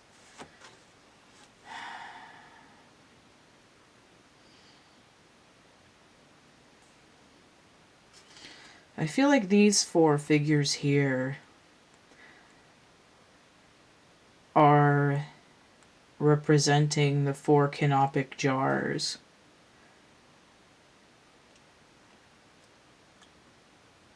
And I feel like it has to do with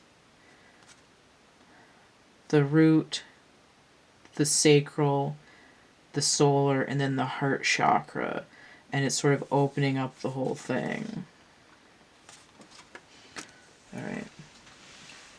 So let's see what the masculine is picking up from what the universe is sending towards him. So I see this butterfly here already, so that's giving me that he understands that there's some kind of transformation that needs to happen. In the reverse, I have,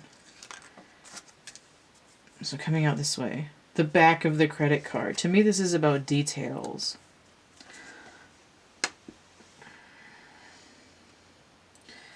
But if you don't have the 3 little numbers off the back of the credit card, then you're not going to be spending frivolously. Somebody can't steal your energy. They can't steal what you have.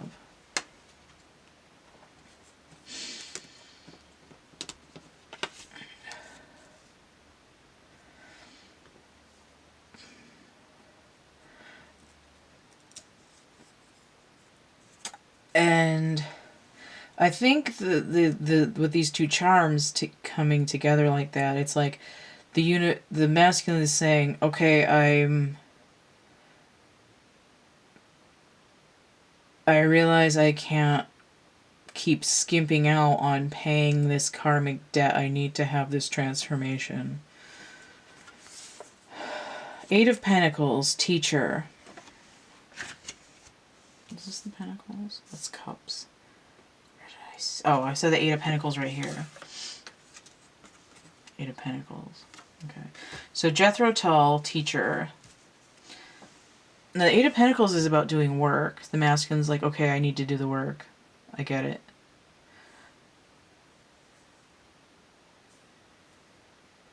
The Sun in Virgo. So the masculine is going to go through some kind of maturity. Now, the song is actually about, you know, the character in the song goes to a teacher to learn something, and the teacher is just kind of fucking off, and the student has to do all the work.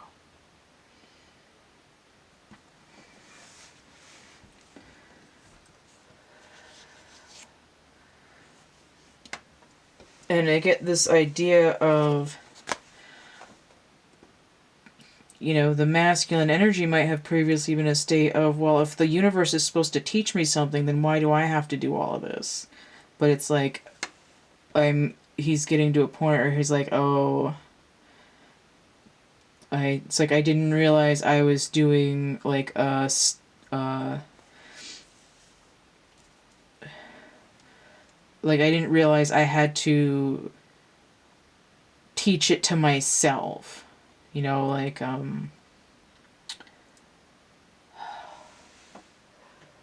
I had to figure out what courses I wanted to take. I couldn't just join a program and follow the thing.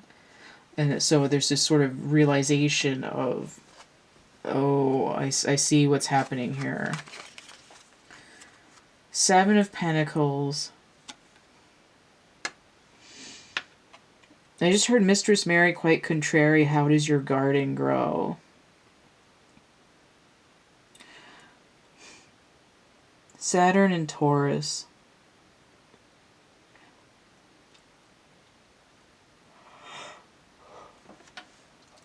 Now, if this was inverted, it would be impatience.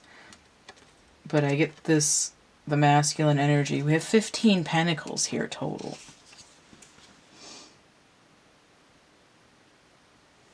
I've been bound to some sort of hedonism, perhaps. Material comfort.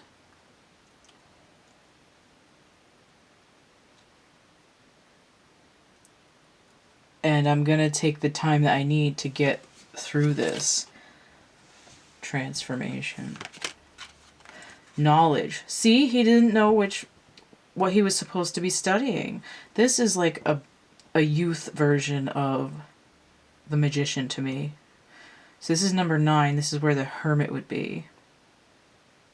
This kind of looks like Hermione Granger to me. I think it's supposed to be a young boy, but it doesn't really matter. It's sort of a gender-neutral young person. A youth. I'm learning how to manifest my internal clearing and not rely on storming the feminine's gates to get her emotional energy. I'm learning how to do this.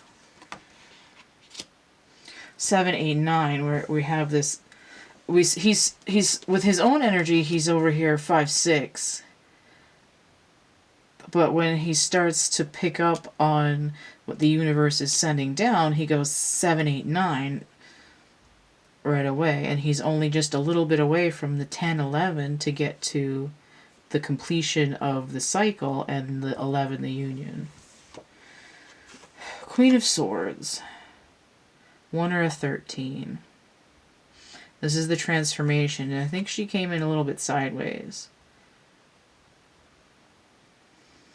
Right? In terms of getting to the High Priestess, which is the psychic, super psychic energy card.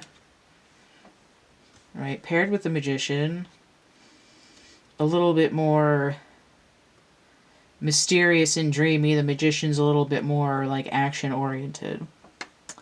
But for me, the High Priestess is Pisces energy, and when Pisces comes out of retrograde on the 28th, I think we're going to see this shift. But for me, it goes 2 of Swords, Queen of Swords, Justice, and then the High Priestess. So he's ramping up from the 5 to 6. He goes 7, 8, 9, and then goes from the 2 of Swords to the Queen. 13 or 1.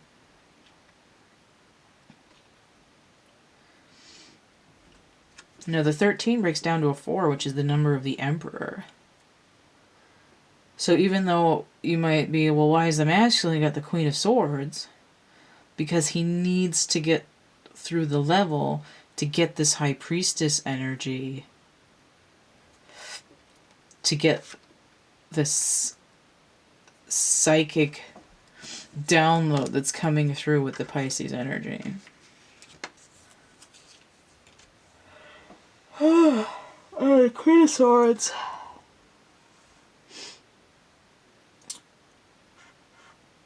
Virgo and Libra. Right? So we have this maturing Virgo energy that's coming into Libra energy, which is ruled by Venus, the Empress, right? Maturing into a nurturing energy where I'm more creative in my perception of what I see going on around me. I'm able to see more perceptions than just even 2 perspectives.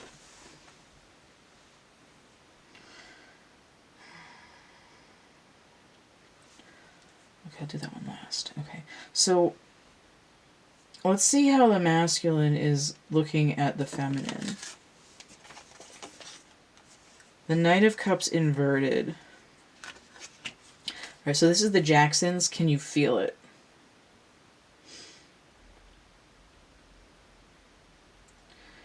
Now, it's the Knight of Cups, fire of water, right? Look at Michael here. He's holding a fireball. We have the rainbow that's usually in connection with the 10 of Cups. And he's at a 12.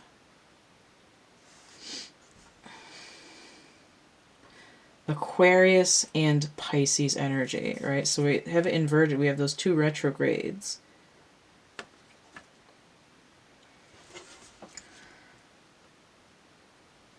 Aquarius, well, Uranus is going to be retrograde in Taurus through January sometime. And I think the masculine is thinking that the feminine is still a fair ways off. He's sort of hung up. He's in the hanged man energy, sort of swinging from that Neptune retrograde because his perception is still clouded while he's trying to do this inner emotional work. What's this? The Knight of Pentacles inverted as well. Interesting.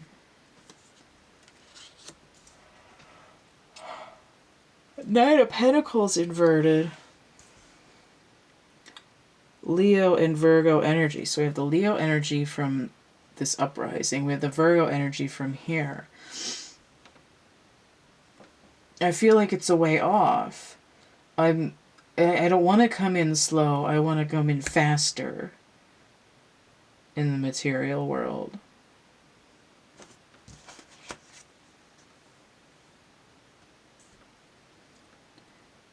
There's that egg that the golden egg that the goose laid. The spider here, 8, right? Doing the work, 8 of Pentacles.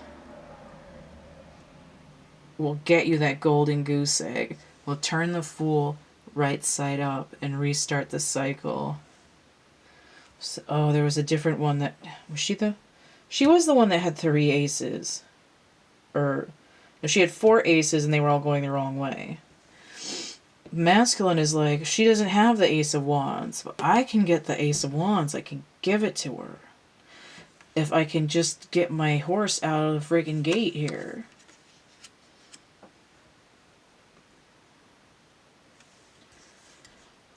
It's like when you hold a little dog over the water and they start paddling in the middle of the air. And now we have the Knight of Discs. In this deck, the Knights are kings. This is the King of Pentacles on his horse, out and about. He's got his solar chakra is glowing like a mofo.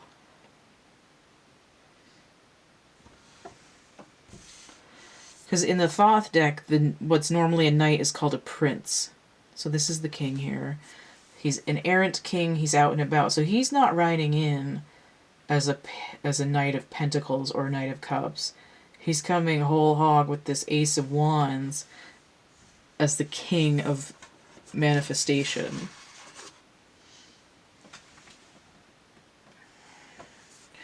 Alright, so my Knight of Pentacles is Aries and Taurus. So he's actually carrying the Emperor and the Empress energy with him.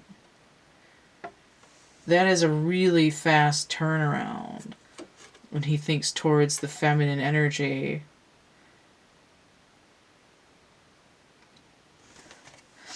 It's like I'm a little bit stuck on, can I go and what am I feeling? But I know that if I get her, hotness, manifestation, emotional,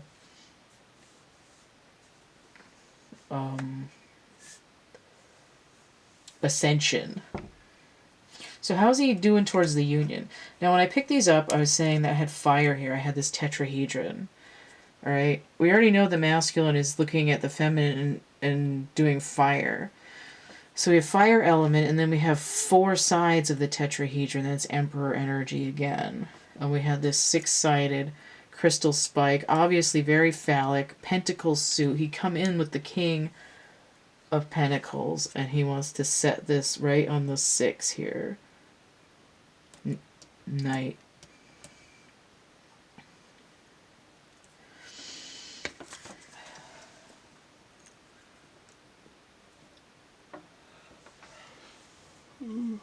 Oh, really tired. Okay. 9 of Wands, Feeling Good by Muse. So he's got both of the Muse songs. Looking at the union, he says, I'm feeling good. He's got the root chakra going. He's got the sacral chakra going. He's trying to express himself in the throat chakra. He's saying, I feel good. I'm no longer burdened by feeling blocked out. The moon in Sagittarius, right? So we're in Sun Sagittarius right now. We have a full moon on the 30th, which is going to be in Gemini. Gemini is the north node. Sagittarius is the south node. And this is the energy that's coming through.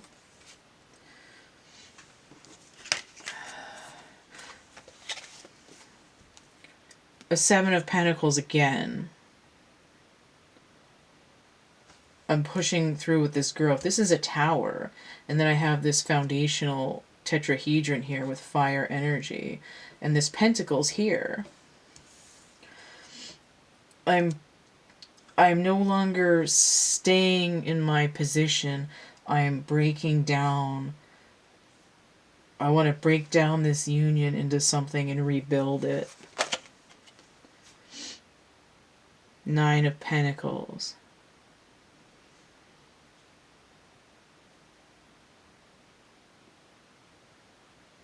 Usually this is like all the single ladies cards. She's fine by herself.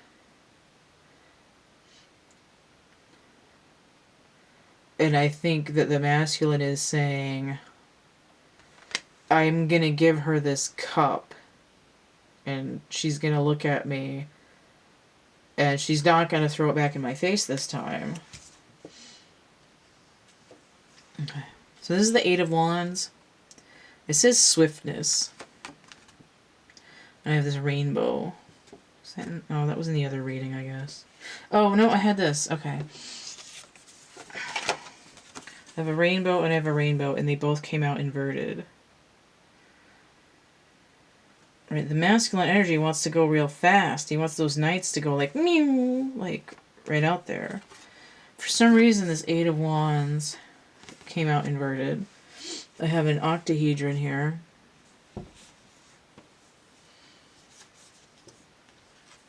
Mercury and Sagittarius.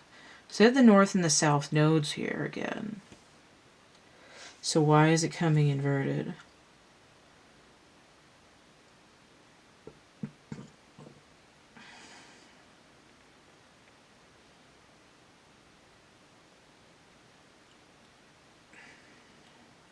It's kind of like there's a short in the circuit in the radio, like a radio tower is down. And I think it has to do, the reason that there is the communication and the action is still slow is because Neptune is holding the fuse for this communication bandwidth here. There's going to be it's going to be a really high static between the couple days of the 28th and the 30th. And then these energies will start to turn, the masculine and the feminine. So what's the karmic doing for the union here?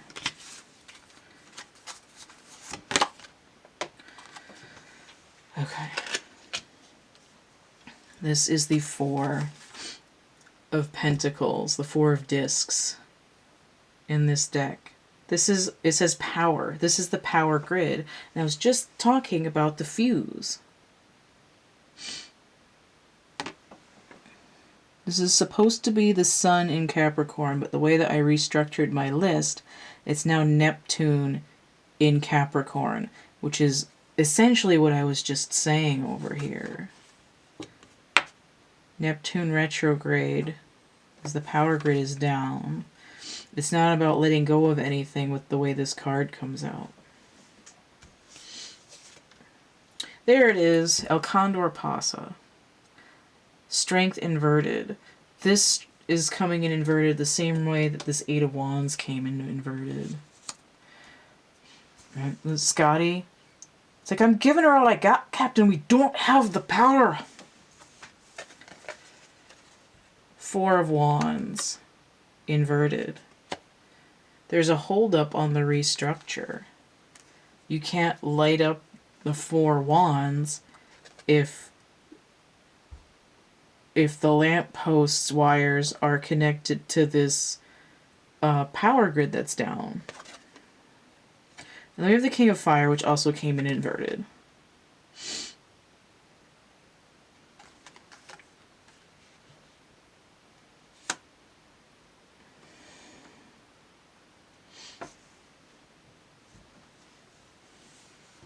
King of Wands is Cancer and Leo energy. So I see the Chariot energy and the Strength energy.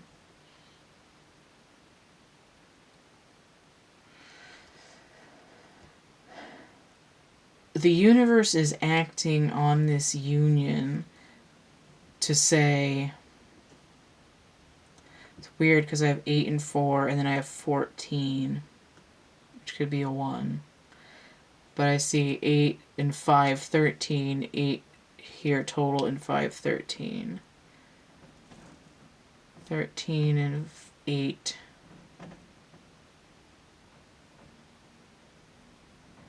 16 and 5 is 21.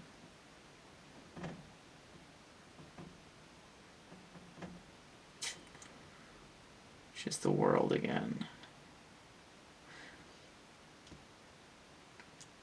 These energies are inverted because there's a timing involved in these transitions. Everything has to be lined up. You have to have all the circuits in the right place before the thing gets turned on, or it'll melt down because there's a lot of fire. And it's all starting to come together.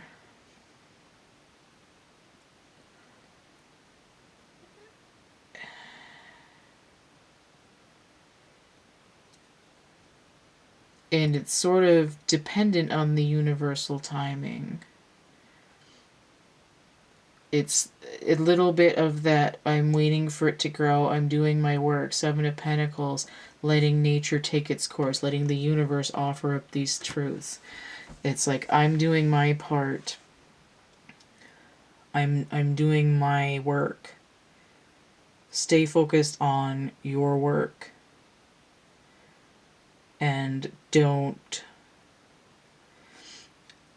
be at a place where you're sort of blaming the other person for your own grief case because you were carrying that shit around before you even discovered that they existed in this lifetime. You know, you need to have this suspension out of time with this fairy ring energy to say, we do have the time to let things set up to form these geometries. And it's just a matter of being able to feel it long enough to wait the few days for it to occur. Alright, so this whole reading is going to be like 4 hours long or something. I think that's it. So check out my link tree.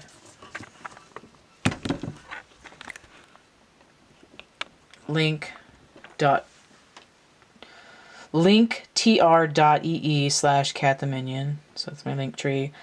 And if you want a complete list of readings and how much they cost, you can either email me, thecatcamebackatcamp@gmail.com, or check out the description box of my infomercial video, which is going to be linked below here. All right, so I've got stuff on Etsy, Cafe Press, DeviantArt. I've got coloring books and a poetry book over there on Amazon. All those links in the link tree. And if you want to help keep this channel running, donate. That's paypal.me/cattheminion. I also have Cash App and Venmo. Anything else? Don't forget to like, share, subscribe, comment. even if it's just an emoji, just to help bump me up in the algorithm. Share, subscribe, comment. Check out my playlists tab, my discussion tab, and stay groovy, and we'll see you later. Bye.